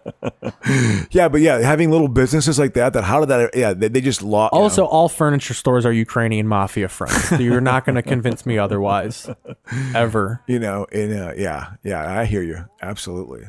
It's, but yeah. So NFL, I want to talk about it. So you think your Bears have a chance against the Saints? No. I think if there's a chance of an upset this week, it's that game. I think if the Bears can absolutely shut down Alvin Kamara, and then not gonna happen. I mean, not shut down, but like contain him, because the Bears are good at singling out a player. When Gurley was great for the Rams, they would shut him down a lot. The Bears are good at focusing on a player. Yeah. Now it's just, can you contain the other pieces of that? But then again, here's the thing. People have been shitting on Drew Brees all year about how he's got a noodle arm and he's done. Yeah. And then now they're like, the Bears aren't going to be able to withstand the great Drew Brees. Like, you guys have been shitting on him as an old grandpa all year. And now just because he's playing the Bears, he's fucking the great Drew Brees again. Yeah, I don't think they have a chance in hell. I don't think so. I think the Saints are going to roll them. And not because of the Saints, what they did to the Vikings. The Vikings are terrible. They can't stop the run. I hear what you're saying, stop Kamara. I think they would, or slowing him down, containing him, would definitely be a step in the right direction. But he's pretty good. Their defense he's pretty is actually, electrifying. like, Roquan Smith isn't going to play. Jalen Smith might not play. Like, so they're nicked up. They're kind of decimated. Darnell Mooney, the guy who made that great catch from Trubisky, he's probably not going to play. And he's a nice little player, but Robinson's questionable. They can't score. They can't score enough. They're going to have a tough time putting any points on the board. Try to keep up with them. Well, that's why I think there's a little inkling in people's heads, because aside from the Green Bay game, which they kind of still scored 20 points, they had been scoring 30 points a game. So I think people were like, maybe. Viking defense. The Viking defense is terrible. It's a terrible football team, the Minnesota Vikings. Trust me, I know. They're terrible. So, but here's the thing though of why and this is where I think we're different, is I don't think about that until it's over, because I want to enjoy watching. Like, I think you enjoy painting, like, in the middle of the game, you'll be you're making it painful for yourself. Well, because you have to be able to assess it from a championship standard. It's not a relative standard. It is an absolute standard. Like, is your team Bears, championship caliber? If the Bears ended up fucking Hail Mary, like 05 Giantsing their way to the Super Bowl, I'd still be happy. Like, if they were, you'd be happy because it'd be a great run. No, but still, if your team ended up, if a Vikings team eked into the Super Bowl, you would be like, that's so Vikings to be the worst Super Bowl winner in the history of the NFL. You'd find some way to be upset about it. Because you have to assess it. Because you need them to be 16-0 with the greatest quarterback that ever lived, and then win a Super Bowl. Well, no. I need to see that's completely untrue. It's a complete fallacy. I know. But what has to happen, let me pick apart your argument. You have to be able to see in your team the component pieces of a championship football team, and there's I think there's like 6 dimensions of a football team when I think of it. I think of again, like your kicking game, your quarterback play, your explosive playability, capacity to kind of have a decent enough defense. Doesn't have to be a championship defense. Are you good on third down? Do you have a few turnovers you can throw in there? Do you have an occasional pick six? But nothing great or spectacular. If you can have these, if you can put it together, the Vikings can never put it together ever. And it just annoys the shit out of me. Even when I was growing up, so they just can't do it. It would annoy me so much because every now and again the Bears would have a really good season, 90 or 2000, I think that 2000 or 2000, whatever, the first Dick Duran year. Yeah, they went 01. 13-3. Yeah, 01. Yeah, and then every now and again they'd have a good record, and people would be like, "They're gonna suck next year." So what? It's not next year. No, exactly. No, enjoy it. I'm not saying you can't enjoy it. I'm still going to watch it all. I'm going to watch every moment of a Viking game, and I'm going to assess it from a championship standard. And when I watch Kirk Cousins play quarterback, and I watch just a little bit of this Buccaneer game, there is no Kirk Cousins never has a crisp, clean pocket. It never happens. I mean, or rarely happens. It is so maddening to watch them, that how they cannot solve their offensive line problems. And it's been an issue, I think, for as long as I can recall. So it's very annoying to me. There's something wrong with your front office that you can't figure that out, because they also have talented players. Their skill teams, Cook is a good player. Thielen's a good player. This Jefferson guy's a good player, but they can't do it. It's Christmas. They've invited her to Christmas. This is the big pivotal moment of the flick. Is that the sister? Not a big pivotal moment. Or is it the girlfriend? So I think Jack Warden has revealed that he knows that she's not the fiance, because, well, you know that when she was talking to his corpse, or his comaed body. Yeah. She reveals that, like, well, I lied to your family, I'm your fiance, blah, blah, blah. And Jack Warden overheard her. So he said, like, I know what's going on, but he basically said, like, everybody's so happy. Like, I don't want to ruin it. I don't want to ruin everybody's. God, keep the lie alive. And now she's like, she loves how happy they all are, because they're like a cliche. She's looking at Norman Rockwell, Crow. Yes, exactly. I know, because this is what you want it to be. I got my glove. Oh, this moment just gets me every time. I can kill a black guy now.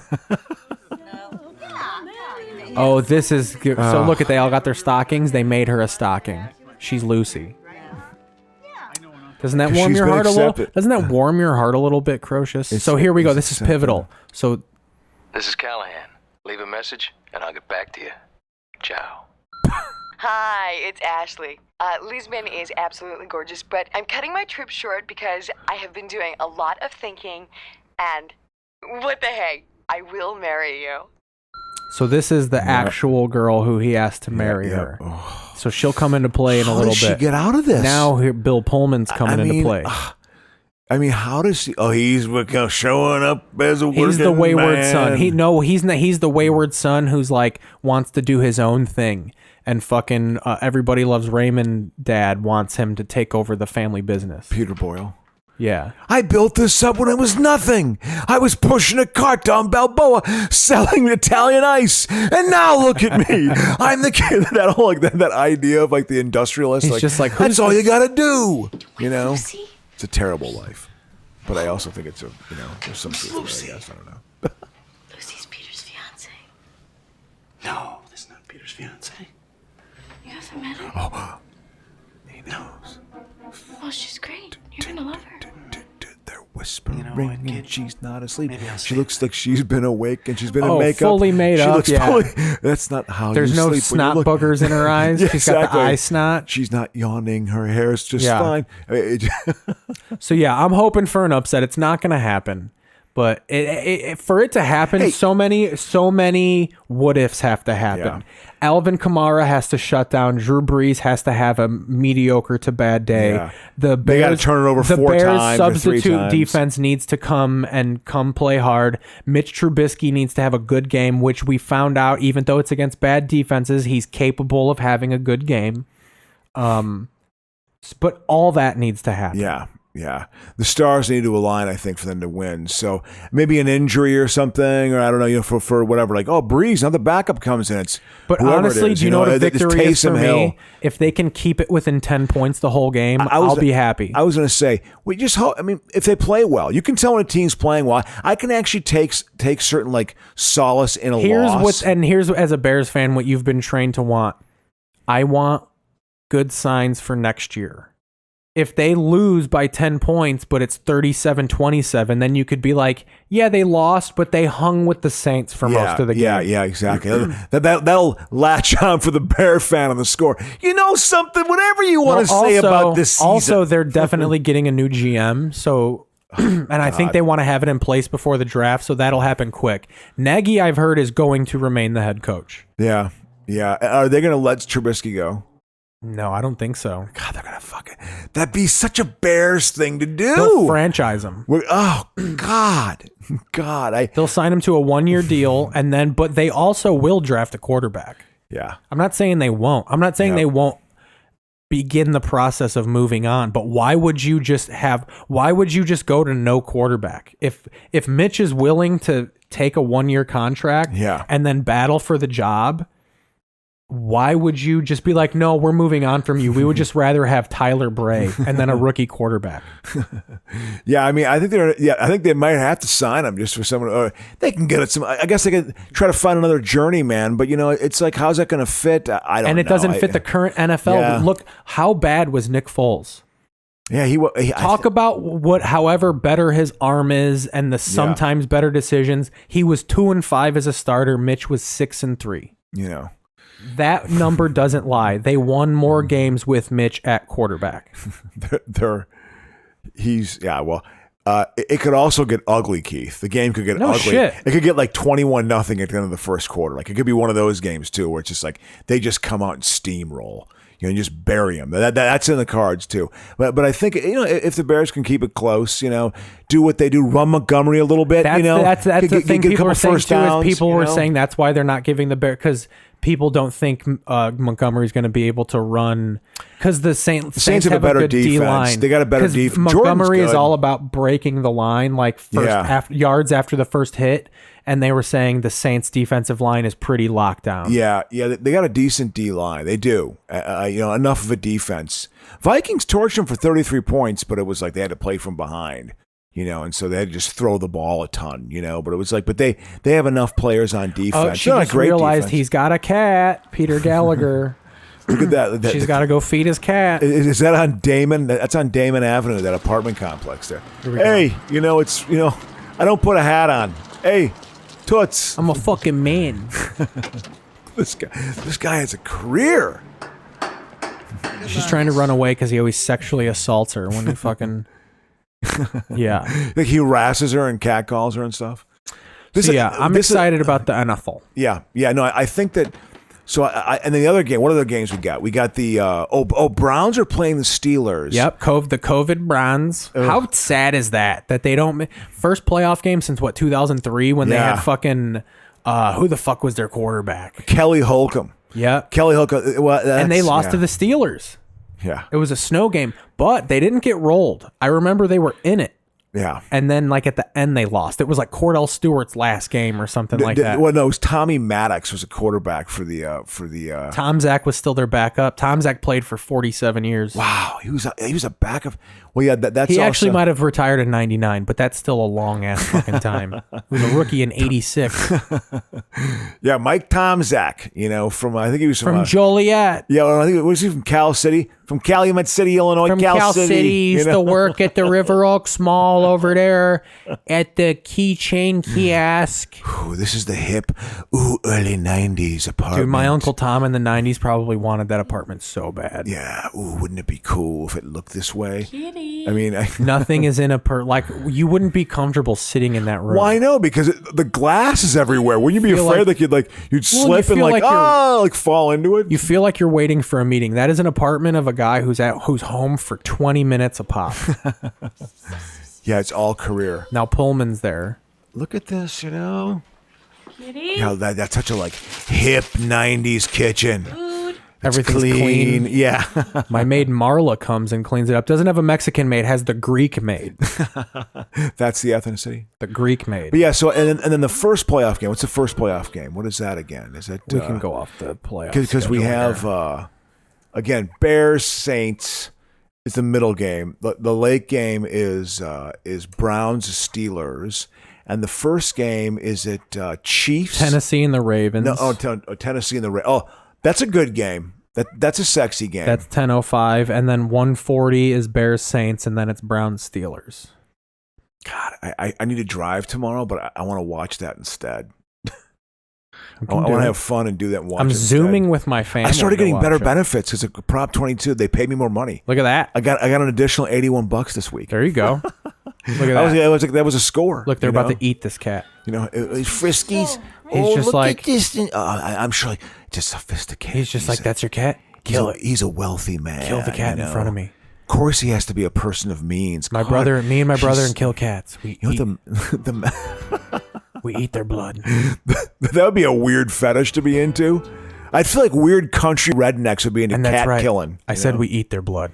We don't drink it. We coagulate it, make it into a pudding, and then we eat it. We eat it. Why am I talking like a Baldwin? Here's another thing that really bums me. I didn't like about a lot of these rom-coms. Again, the guy, and this is my whole sensitivity about the guy. Oh, he's got so much money too. He's got money. Oh, well, he's a Chicago guy. He's a big Chicago guy. How can I figure out how to? I'm going to get a guy with money. Because you know something. If he doesn't have money, he works at the mercantile. He's not worth it if he doesn't have money. The mercantile exchange at the Merc. There, he's a trader. The BOT. The mercantile Merc. I was in the seller's market getting a fish sandwich during Lent. I tell you, those fish sandwiches. Actually, they're amazing. I always was blown away. It's a mountain of fish. I mean, it's literally like 3 pounds of fish. Whenever I had a friend, I'd be like, "Where's your dad work?" And I heard the merchandise mart. I'd be like, "Oh, yeah, the merchandise mart." Yeah. I work along the river. Chicago room. Oh, that's hilarious. Oh, you work at the merchant. Yeah. You live by the gays. Oh, did you ever hear that? Was that ever a line? You live by the gays? No, never excited like that. It was always just like, oh, you live by the gays. Oh, but it being brought up. Yeah. They don't try and fuck you or what? Yeah, I remember. It's boys town. Did they try and grab your hog? I mean, going to Chicago, there was like, whoa, there's a large, substantial gay neighborhood. Whoa. Look at the two old weirded out. The two old boys just playing cards. That's such a 90s look. He's kind of rugged. Which one of the Three Stooges was Peter's favorite? Oh, God. Curly. Oh, God. I mean, he rightfully doesn't believe her. He's everybody's favorite. Oh, I like That is true. Fuck favorite Shemp. ice cream. Baskin Robbins. Favorite baseball team? Chicago. Cubs or White Sox? What the heck is going on? Why are you asking her all these questions? This is some stilted dialogue. Don't ask me. This is better than what I wrote, though. Trust me. That isn't very funny, you know. No, not this boyfriend. Joe Fusco. Joe Fusco. Oh, he thinks the Italian is because he fucking walked up on the Goomba fixing his car and he goes, "Yeah, I'm dating her." Oh. But he's really just sexually stalking her. Is he covering for her right now then? He legitimately thinks she's fucking with this Italian guy and two-timing it with fucking Peter Gallagher's eyebrows. So she's a hussy. She's a hussy? Yeah, she's a hussy. The fuck is that? A hussy? A hussy? A hussy? Yeah, it's like a. I know what it is, but you said hussy. Isn't it a hussy? Hussy, like with S's. I thought it was Huzzy. No, that's a coos. You're mixing coos and hussy. No, it's a hussy, right? You hussy. Hussy. Don't you hit the Z? I thought you hit the Z. No. Not the S. Jezebel. Coos. Jezebel. You hussy. Like a woman I was driving this week said the word. She thought it was hilarious. So here we go. You funny white boy. Maybe, she said. No. I felt good. Oh, no. Somebody's got to look. Oh. She said he's got a birthmark on his dick, so the mom's got to look at his hog. I'm his mother. Oh, this is a dick joke? Listen to the music. It's. Oh, God. She touched it's supposed to be a funny moment. She didn't have to touch it. It's so corny. It's so corny. It's corny that she had to... It's corny that it's a little bit of burlesque with the piano. Touched his son's dick in Chicago. I mean, I guess the one thing when you think about a lot of these movies, TV, all that stuff, all of it started with live performance, and there's still like things from like it live all performance. started with vaudeville. And the Kevin, we're gonna have this. I mean, you learned things. You knew what an audience liked, certain music that worked with certain sketches. Trying to recreate that, continue that. It was big in 1932. Why wouldn't it work now? I had to eat your ticket. I never said I would go on a date with you. Yes, you did. No, I didn't. Yes, you did. No, I didn't. Did too. Didn't. Did. Didn't. Who is that? Lucy, it's Saul. Jack Warden. Joe Jr.? Not two-time, I never one time. Hey, I'll fight the guy. There's a little bit of comedy this might in be this. when he confronts her. Not a word. Nice panties. Oh, I'm gonna. Look at that. Hey, I already sniffed them. Hey. Oh, she answers the panties. Oh my God, she didn't put it in her pocket. Have you ever walked out in public with like you forgot there was underwear in your bag or something like that? No. Nothing like that? No. Maybe I have, but toilet I forgot. paper hanging out of your sock or something like no, that? I mean, I've been my fly's been down many a time. Hell yeah. That's definitely like the side of getting because it can't contain, baby. Yeah. It can't contain what's in it. The excitement that exists. Got that big how. That's what happens whenever I fucking reveal it. Big pomp and circumstances. It's romantic comedies. Yeah, here we go. Tone Here we go. of this one. Take them away again. They need you, Lucy. Just like you need them. So he says, I know you're not his fiance, but we need you now. Because she's been kind of like, she's now in the You're a family. good broad. You know, you got a good heart, you know? And you're frumpy. He's always with these flashy broads. I And you're a love- nice, you own cats. You're a nice fucking, you look like an art teacher. He just fucking insults her. thinking he's saying like good things. You know, you look you like look you were, okay. You're you like a look 6 like- out of 10. You look like you were born on a farm and wrapped in an art stock. And then just raised amongst. Oh, is this a lie? No. When I fell, my foot went like that right into the shoe. What is he? It's trans. He's Trying on women's He's feet. closeted trans. Is he closeted gay or Well, something? you know how these Italians are. 900 numbers. These Italians pretty much are. Italian men are pretty much just Puerto Rican cross dressers. They're so animated. I have an engagement present for you. You really shouldn't have. I didn't. It's from my parents. Oh. So she's got to like deal with all them. Well, she's still winning him over. Crow, do you want me to spoil something for you? 'Cause Yeah, I do. She ends up falling in love with him. With Bill Pullman. Bill Pullman. Oh, so that's how it unfolds. Okay. Well, And then, that's and then kinda good. she has to be like, "I'm in love with your brother." Bring it to Peter's apartment. You don't know what it is. Well, You know what's funny is Peter Gallagher ends up being like a castaway at the end. Like it ends up being a battle between their love, Bill Pullman and hers, and then Peter Gallagher even ends up just being like, "What about me?" Yeah. Like it ends up with them yeah, just. yeah. It ends up with everyone just being like, "You're kind of annoying." Yeah. With your eyebrows and your fucking flashy broads. Zach and your thick, weird lips. Go away. Gallagher had a career. Yeah. He still acts. So what Bill Pullman wants to do is he makes her a little tiny chair and he wants to make his own furniture. But they're He's in the like a estate business. craftsman, Yeah. he's a craftsman. And then he ends up, there's a scene where he tells Peter Boyle about it. He made the chair. This is great. great. This is great. It's so great. Look at that. Oh, that's work. You like that? Yeah. Too bad. Axe parts of the love seat. He fucking burned her, dude. She wanted that chair and he was just like, hell no, son. Yep. That costs $45 in 90s money. A chair like that actually would probably cost a couple $100 back then. $300, $400. That's something you'd go to the merchandise mart for. Yeah. I remember exactly. I went to the merchandise mart and my fucking Uncle Tom bought like all the furniture for his house. We fucking brought it down on a dolly and put it in his fucking Honda CRV. Yeah. That'd be a place you'd go. My furniture place was Nadu. Furniture with a soul. Beau Rivage. It's Nadu. It's like East Indian, like or East Asian, Indian, sort of Indonesia. It's from that part of the world. It's a spiritual type of end table. So do you want to I go have like through a 6 little? pieces of furniture. Do you want to go through a little TV history? One thing we haven't figured out. First playoff game. Who's it again? It's the Ravens and the Titans. Oh, Ravens. I apologize. Yeah. Okay. Yeah, we said that before. I'm sorry. Yeah. Okay. Yeah. Let's go through what you were saying. Yeah. So let's bust through real quick. Yeah, We got absolutely. this is the last 7 days in TV history. Dragnet on January 3rd, 1952. Dragnet premieres. 1952. 1952 with Jack Webb. That who show. I didn't know that guy wrote. Fucking Agent Friday wrote the show. This is Friday. I hate black people.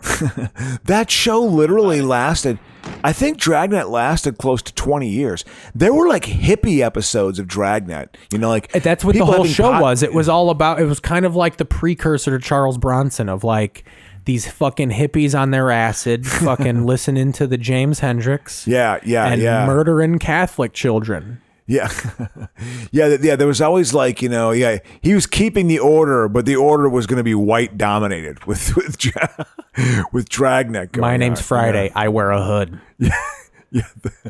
It was like bad. It was bad like Philip Marlowe or Mickey Spillane or Philip something. Marlowe is the pen name of Jonathan fucking of a writer. Oh, that's so like a 90s thing. 1973, January 3rd, a 12-man syndicate led by Michael Burke and George Steinbrenner III buys the New York Yankees from CBS for $10 million. Yep, $10 million bucks. And that franchise is worth a couple $1 billion. Probably. Now. They're the Manchester United. Yep, absolutely. They're Dickheads the Yankees. and you got these dickheads in Premier League stands wearing like Yankees hats and Dallas Cowboys, you fuckheads. God, so bad. Gross. So bad. It's gross. Let's see. 1997. I very much remember this moment, Crocious. I would like to know where you were. Bryant Gumbel co-hosted his final Today Show. That was 1997? January 3rd, 97. I remember that because I remember he cried. He was talking and he kept smacking. I'm going to remember. I'm just thankful for everything. He was so emotional. But it's like you're going to just do something else. It's not like you're fucking done. Who gives a fuck? Real Sports is okay. I love Real Sports. I think Dude, it's pretty good. Grills the stuff. reporter after the fucking report. I like that he sits down and does the back and forth. Yeah, absolutely. I think they parse out some interesting information. You asked Tavares Jackson a question here, and he didn't give you a straightforward answer. What's up with that shit? You're going to sit across from me here. You drove, and you're going to tell me that you wasted home box office air. There's people watching. Look at them. Look at the people. Look at the failure here. Peter King, ladies and gentlemen, failing on home box office. Yeah, I remember Frank DeFord was on some old ones. That old Frank DeFord. I let Frank go. Frank was like such a caliber, bitch ass. That caliber of like sports journalist. I just like the idea that fucking Gumbel is just this fucking bully. Frank, you mean small dick? Small dick tip Frank? Let him go. Gumbel, I Me remember and Soledad O'Brien, we reign with a fist. Do you want to know a brown fist? I remember Bryant Gumbel. I remember Bryant Gumbel used to do the Sperry Univac halftime show for NBC in the late 70s for AFC games. The Sperry Univac halftime show. Yes. I have a huge afro. It's 1984. It was like 77, 78. 77. OJ playing. Yeah, like old OJ. I remember old Juice. I remember Juice. Old Juice. Back when it was fresh. That's what I remember. But Gumbel had like, I remember a lot of people didn't, a lot of white folks who I think were racist. Oh yeah. They didn't like his pomp. They thought he was kind of pompous. He was like pompous. Well, I got a bounce to me, Yeah. I'm fresh. And there's Bryant in Gumbel. their faces. I'm a Gumbel. That's I graduated from Drake University. Probably some random fucking place like that. Drake? No. Graduated from Drake. I don't give a fuck. He went to Bates. I fuck white bitches. He went to a prep on a liberal arts school, Bates in Maine. You know, I like a little bit of that cookies and cream. So he was, I like him white. His brother went to lab white school. Named Mavis. Yeah, Bryant Gumbel has sex with white women. He has sex old-timey with white women. Yeah, he does. Bitch's named Beth. I like a Beth. Judy. Yeah. A Judy. Judy's a good white girl name, isn't it? Judith. Oh. Oh, God. Give me a little Judith. Pull back a little bit of that hair. It just reminds me so much. Pull back a French braid. When I fell in love in Chicago. Sorry. Held back by a maid's headband. Is that... I'm fucking cruising on this Bryant Gumbel impression. Yeah, I've been exactly. going for fucking 6 good minutes for you. now. Well, it's weird that and Greg Gumbel is his brother, but it seems like such a weird like pairing. Well, you know what I mean? Greg Gumbel says he favorite. actually drinks a scotch. That's my favorite. You know? There's a comic who does a fucking who does a Bryant Gumbel impression, and his angle is that he abuses Greg constantly. Like berates him and stuff. Greg is just the fucking bitch of the fucking. See, I got Greg locked up in a cage. I always imagine Greg Gumbel being like He's definitely fatter. Exactly. So he's the black sheep of the family. Gumbel was like, he was the prince, and Greg Gumbel is trying to like get, nipping at his heel, trying to live up to those expectations. Oh, so but that he can't do. Greg can't catch me. Yeah, but still has maintained relevance. People know Greg Gumbel. I mean, it should just be called Real Gumbel. He's not like one of the main people on CBS, but he's like one of the. He's in the top 2 or 3. He was the James Brown before James Brown was there. Yeah, James Brown DC'd because we all know that James Brown is the hardest working man in television. He went to DeMatha High School in fucking Maryland. him and Dan Jiggets. Fucking put them on your O line. Jiggets. God, Jiggets is... That's too local. People don't know what the fuck we're talking about. That's local Chicago sports. Dan Jiggets, former offensive lineman for the Chicago Bears. Large boy. Offensive lineman for some Peyton teams. And when he's one of the guys, when Ditka came in, cleaned house, he's like, Jiggets ain't cutting it over here at left tackle. Jiggets was a large man. But what the fuck did Mike Ditka know? Hey, Ditka came in and cleaned house. He had to put his guy, that's what he said his first day. He's like, guys, the good news is we're going to be in the Super Bowl within 4 years. Bad news is Most over half he'll not going to be here. Not going to be here, because he's going to get players in there. And it's also just, it's lighting a fire under their ass, just, fighting for their job. But he did it. Ditka followed through. Does any other city have that level of just like... Mike Ditka is such a fucking clown, dude. I know, completely. and just has duped an entire city for 30 fucking years. They would have won a Super Bowl with fucking... They could have had a rock out there with a Bears fucking... with a Bears fucking visor on. Yeah, I don't think of Ditka being a good scheme guy, I mean, Oh no, I was gonna pull up an article. They wrote this Deceptor article or Defector, but it's the 7 types of shitty NFL coach. Yeah, and they listed Mike Ditka as blowhard, and they said 96 Ditka was like college level bat. When he was coaching the Saints, they said he thought strategy was for sissies. He did no work. Like after he traded every draft pick for Ricky Williams, they asked him what he was going to do, and he goes, "I'm going golfing." Like they said he was so bad in that 96 year that they don't even hire his type anymore. Yeah. Like Rex Ryan was the last type of Ditka guy. Yeah. And the second the Bills got rid of him, they're 13-3 now. Yeah. That type of NFL coach, that archetype is hilarious. And they say it was the blowhard. Yeah, that makes sense. That's a good adjective to describe him. I mean, it's just because, I just motivate personalities. You're just an asshole. Here we go. 1966, WFLD, Channel 32, Fox in Chicago begins broadcasting. That's in my heart right here. What year? 1966. Wow. The soap opera The Brighter Day premieres in 1954. I don't remember that. No idea what that is. 1957, Blondie sitcom premieres on NBC. 1984, Night Court starring Harry Anderson premieres on that makes sense. NBC. Yep. Yeah. Night Court, man, that was part of that Thursday triumphant, man. They ruled Thursday for the entire 80s. From the early 80s to the late 80s, man. And then they produced programming. Like they knew what they were doing. To throw in a little wrestling, we got 3 consecutive years of New Japan Pro Wrestling Tokyo Dome fucking attendances. We got. Would you go to one of those? Absolutely. Yeah. Something. 1992, they put 60,000 in the Superdome for New Japan Pro World Starrcade. 93, they put 63,500 in, and then 94, they did 58,000. That's in the dome, baby. Yeah, man. That's where the Giants, where the Tokyo Riverside Giant Honda Civics play. That's where Tyson got knocked up by Buster Douglas. No shit. It was in the Tokyo Dome. Because Tyson was a huge draw in Japan. Huge draw. I think literally there was a ton. There were tons of people in the crowd, I believe. I'm so much bigger than him. And he also. I don't think he could score fights as well in the States at that time. I don't know if his management was particularly good. Well, wasn't he also like up for rape? And like at that time? No. He was starting to lose it though. That was like post Robin Givens breakup, man. Robin Givens, I mean, that was a complete gold digger. Like she's hot and I'm an athlete. I mean, not a good couple. And I think that was post breakup of that. This week in 1970, All My Children premiered.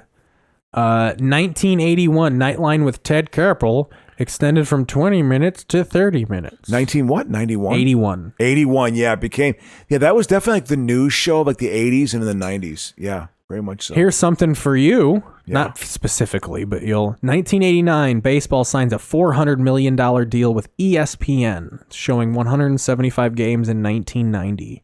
Do you remember being shook that, like, what, you got to get cable to watch baseball now? No, I remember being excited about it because the A's were a good team and they were always featured. I could watch the A's. A's were on FX. Old FX had the rights to the AL West. I used to watch in the mid-90s. You'd watch the X Show with Bert Kreischer. And a bunch of, and then they would show A's versus Angels, or like at like 10 o'clock at night, you'd watch the A's game. Yeah. No, I used to. I could watch A's games because they were good. I could watch them 2 or 3 times a week. That was a great time to be an A's fan. I mean, that's the closest I've ever had to a dynasty, Keith. The feeling of having a dynasty team and they only won 1 World Series. That's the closest I ever came. So check it out. So Tommy Lasorda died yesterday. Yeah, he went to the great Dodger in the sky. Yep. L.A. Sorta. Yeah.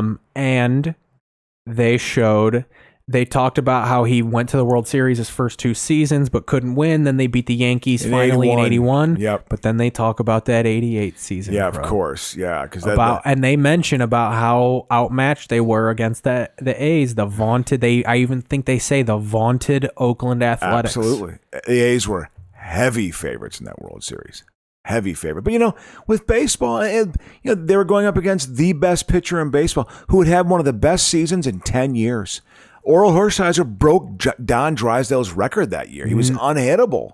And they had a magical play happen. It's like those 2 things basically won it. I mean, Hershiser was amazing. He was unhittable. He was on there for like 12 years, wasn't he? No, I don't think he was that long. But anyway, he pitched for the Indians in those mid-90s Indians teams that went to the World Series. Oh, absolutely. And then he went to I think he went to the Yankees at some point, might have. too. No, I with David Cohn. I mix up Oral Hershiser and David Cohn constantly. Oh, no, yeah, they were different pitchers. Hershiser was, he started having arm problems. Hershiser was he completely challenged people. Like he had a pair of balls. Hershiser did. David Cohn, man. Cohn had wicked stuff. He had wicked had shit. But he came up with the Royals, actually. Cohn had stuff all the time. 1957 this week, Elvis makes his 7th and final appearance on the Ed Sullivan Show. 57. 57? That's probably when he started doing movies, and then he came back and was high on fucking Percodan for constantly. Pills and stuff, and constipated, on greens and reds or whatever weird 1973 Schoolhouse Rock premieres on ABC with Multiplication Rock. What year? 73. 73 was Schoolhouse Rock's? Yeah. Dude, I mean, that is like... That was your shit, right? Yes. You were a Schoolhouse Rock guy. Absolutely. Conjunction, junction, what's your function? Working up clauses and phrase. Bill on Capitol Hill. I'm just all a that Bill, shit. and I'm only... That was like a cultural touchstone for children of people my age. If you ever see Reality Bites, which is a horrible depiction of Gen X, she's singing. That's the Bill a list song. of that's on the romantic comedy list. We're gonna watch that at some point. That movie bothered the shit out of me. I didn't like it. You never sang My Sharona in a gas station, ironically. Oh God! And then the clerk was like, "You wacky kids." Yeah, well, the irony certainly came. Your generation has mastered it, though. You've taken it to a higher level. We're ironic, because we had the song. Isn't it ironic? We love our irony, I man. can't accept them.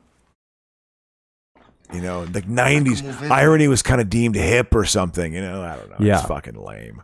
So 1975 AM America premieres on ABC with Bill Buell as host. I don't know who the fuck that is. I have no idea what that is. 1991 Real Life with Jane Pauley premieres on NBC. Yeah? Jane Pauley was hot shit. My mom, I think, hated Jane Pauley. She was in Chicago for a year and then went to the Today Show. She was a rising star. Rising star. She was in Indiana for like 2 or 3 years. She sucked off every executive. That's fucking. Then she went to Chicago because Chicago's a good stepping stone. Oh, she's good there. Okay, we can take her to the big city. 1982 Fame premieres on NBC. That was a huge. My 7th grade year at Stonewall Jackson Middle School. The girls would wear the leg warmers. Lisa the Padilla, fucking, like the high leg sock thing. But they wear them just up to their knees. Yeah. because they wanted to look like a precursor to Flashdance. Yeah, absolutely, absolutely. And it was very much what they wore, like a different color is what was worn on Fame. It's what was worn on Fame. So on Friday they wear those leg warmers because they watched it on Fame. That was something the girl Lisa Padilla, or as I said, Lisa Padilla. She was one of the real hot chicks of like. I remember being like, "Whoa!" And she wore those, and I was like, "Oh!" Like I remember like saying her name. Say my just name. being so like, because I was so enamored with her, you know. She was like this beautiful woman to me when I was like girl to me when I was 12. early crushes, you know. The Who and the Kinks performed Shindig. Perform on the last Shindig TV show in 1966. That was fucking when TV was hit, man. Yeah, look, they're going to the black party. God, you see, she's cool. No. Peter. It's a New Year's party. He looks good. That's not Peter, that's Jack. Who's Jack again? Peter's brother. And I love him. Yeah. Who's Jack? This guy was in a bunch of stuff, man. He's a totally good character actor. Oh yeah. He and Morgan Freeman at one time went to similar auditions, but this week in 1993, NBC offers The Tonight Show to David Letterman, and the whole war happened. Wow. Yep. That's spiked. Thank God. You shouldn't Let's see. We're almost getting to today, and then we could put a button on this fucking episode. Yeah, it's cool. Woo! There's the moment where it stops at the party. I don't know. Oh, and I'm supposed to share some that aesthetic. I do miss that aesthetic of this housing. is, I guess, big for history. 1894, Edison kinetoscope record of a sneeze, released in movie theaters. You know what? We've come full circle because I bet you could convince a bunch of retards to go listen to a sneeze in movie theaters now. Like the scene in Idiocracy was it's just the ass on the screen, and that one for best script, Fart the Musical. Yeah, it was 1959 Rawhide premieres on CBS. Oh yeah. 1979 Kmart pulls Let's Get Small for being in bad taste. Wow, that was one of my favorite comedy albums as a kid. Let's Get Small was great. You like the subversive shit, the subversive arrow through your head comedy. Well, Steve Martin was like a early stand-up. See, by the hero time of I got mine. to Steve Martin, he was already the father of the bride. Oh yeah, he was old over the hill. His stand-up was great. His stand-up was like very unique. I also he sold out stadiums. Well, he sold out stadiums as a stand-up. I also comic. get why he retired, because he basically said the whole point of me was that I was supposed to look like I didn't know what the fuck I was doing.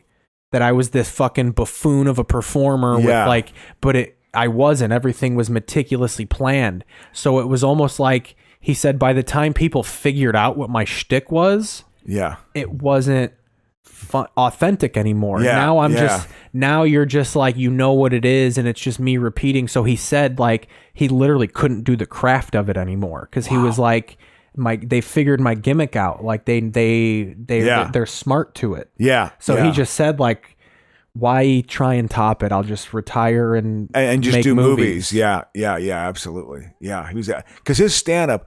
I remember I had a professor in college told me he saw him on the Let's Get Small tour, like in 78, 79, in Champaign. He went to the University of Illinois. They sold out the football stadium. He sold out the football stadium. There were 50,000 people to see Steve Martin stand-up comedy. Hell yeah. He would sell it 1989, The Pat Sajak Show premieres on CBS. Yeah, that went nowhere. 96, first episode of Third Rock from the Sun. That was a very big show of my childhood. Interesting. Love Third Rock. Yeah, it's supposed to be a pretty good show, right? I heard it was pretty funny. I mean, well written. Lithgow's good. He's great. World According to Garp? Yeah. Come on. I mean, he's one of the few famous people I've actually met. I met him at the Philadelphia Ballet. Because a friend of mine's daughter was in the Pennsylvania Ballet, and so we went and saw it. And he's he gives funding to it and stuff. He's a donor, and he was actually in the audience for a ballet we watched. 1957, baseball commissioner Ford Frick rules Bing Crosby can keep token stock in Detroit Tigers, even though he owns part of the Pittsburgh Pirates. That's weird baseball minutia. God. We have our own laws. Our baseball. That's so like when you look at the NHL, where one dude owned 8 teams. Well, it's fucking Norris owned the whole fucking. That's why the whole conference was named after. He owned the Red Wings, the Canadians, and the Blackhawks, and then that's why the Blackhawks were never good because all of the good players went to the other two teams. What was also, I remember like the divisions, like the Patrick division, the Clarence Norris Campbell, the Norris. I wish they went back to that, dude. The Conn Smythe. It was also those divisions. Those were all just Canadian drinking buddies of like of Lord Stanley or whatever. Well, the they all Blackhawks just got loaded, you know, hoed because they had to face the goddamn Edmonton Oilers in the first round of the playoffs every year. Yeah. The Oilers were they were when I think of dominant teams like of my were the Chiefs memories. of hockey. They were what the Patriots were. So actually, Patriots. Honestly, the Patriots are probably the longest dynasty, which finally has come to an end. Thank God. So to quickly button this up, this is a little warm to my heart because I remember this syndicated show. 1980, the last broadcast of the Rockford Files on NBC. See, I remember the Rockford Files on WCIU, Channel 26. The U. It would come on after Barney. Rockford Files was a good show. That was deemed like a little bit like kind of a cooler cop show of its time, you know? 1982, NBC premieres the TV film Will, G. Gordon Liddy, based on the Watergate conspirator, participant, and convict. Yeah, he was always, you know what Liddy is like of the current guys that are around? You know, of like Trump sycophant, or he's comparable to Roger Stone. I think they probably learned at the same altar. Like Nixon literally created a team of guys who just specialized in dirty political tricks. That was their entire job, was just to do weird things and get people off the scent and put disinformation out, like, you know, the things you do like for weak governments, you know, when you want to topple them. So that they mastered that, you know, or certainly have planned that. Roger Ailes was part of that. Roger Stone was part of that. Karl Rove was part of that group. I'm fast forwarding to the end so we can button this up. Yeah, because it's sort of I feel like it's just been the end the entire time. I feel like we're still at the final scene. You know, every scene I see that's what they all feel like. Well, I mean, we really don't need to know anything other than they get together. You see her hair. All these movies, you just know they get together. But how do you feel? Because it takes a little bit to. How do you feel about the episode? You good? You happy with what we did here today? I've enjoyed it. I had a couple of good laughs in there, man. Some hearty laughs. That's the point. We can get that up to more than a couple. Yeah, dude, we'll be on board. It's happening. We'll be on board. It's fun. It's been a good time. But yeah, so you want to fucking? Are you done? Have you climaxed? Well, the Crow's done. So what actually happened? She falls in love with him, and and then there's a moment where Peter. It's at some sort of. Let's just go to it. Let's just go to the end scene. She knew her wheelhouse, you know. Well, yeah. Well, her wheelhouse was being formed for her at this point. Yeah. It's basically like the other girlfriend gets involved, and why does she get it? Oh, because he's just like, I won't sexually assault you anymore. You know, I masturbate to you every night. Night, and then I weep. But you know, hey, I hope you. Oh, this is it. He showed up to the booth and he put a wedding ring in instead of a token.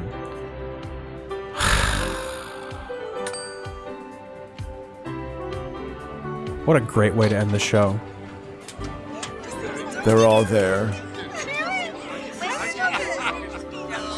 There are people who love this movie, correct? Yeah, there's one in this room right now. It's okay. I don't hate it, to be honest with you, Crow. He loves her back. Yeah, you know. Look at him like Han fucking Solo. She is super cute. She was very pretty. Yeah, look at the whole family just gawking at him. You know. Jack Warden's got a big fucking stiffy. No, he probably hasn't had a stiffy since doing the Shaggy DA or being fucking Warren Beatty's coach and fucking Heaven Can Wait. Yeah, you know something. You took the field. We're having a good old Chicago wedding. Oh God! On the back of the train. I knew. I was gonna make my joke. Was gonna be, does it end with them on the L? And of course it does. On the orange line going to Midway. You know, God. But Jack. That Jack stop gave is me the perfect gift. Because that clock. What is that clock? That clock is the cue to give away where they're at. For our honeymoon. Is that at? Clark Lake. Oh, that's a sun. That's what the Trump Tower is. No. Yeah. This is further. It's Wabash and it's Wabash and a cross street, a northern cross. What? Randolph? Yeah. Randolph, maybe. Well, you're goddamn right. It's a cross street. It's a cross street to happiness. Then we also had the Sun Times building, now replaced by Trump Tower. Yeah. Well, right there. That Trump was it, Tower. guys. That was the episode. Yeah. And yes, it was the episode. And we're going to get there, people. Biden will be president soon enough. And, hopefully there'll be a return to some level of sanity. We'll see what happens. Well, I hope there's security for his inauguration. I hope that there is. I kind of hope they don't do it anywhere near in an undisclosed location. Well, they're going to do it in D.C. They have to do it there. Couldn't you see? I mean, there just better be good security. There just better be good security. Well, thanks for tuning in, Yes, guys. absolutely. I hope it was sufficient for you. It was good for us. Absolutely, We need it a was. smoke after. On that high note of we're here talking about Biden's assassination. We're here every week. I hope it doesn't happen. Subscribe on YouTube, iTunes, Spotify, Google Podcasts, Apple Podcasts. But preferably, you go to keithpazel.com for everything. We'll see you Yes. next week. We love you. Thank you. No love.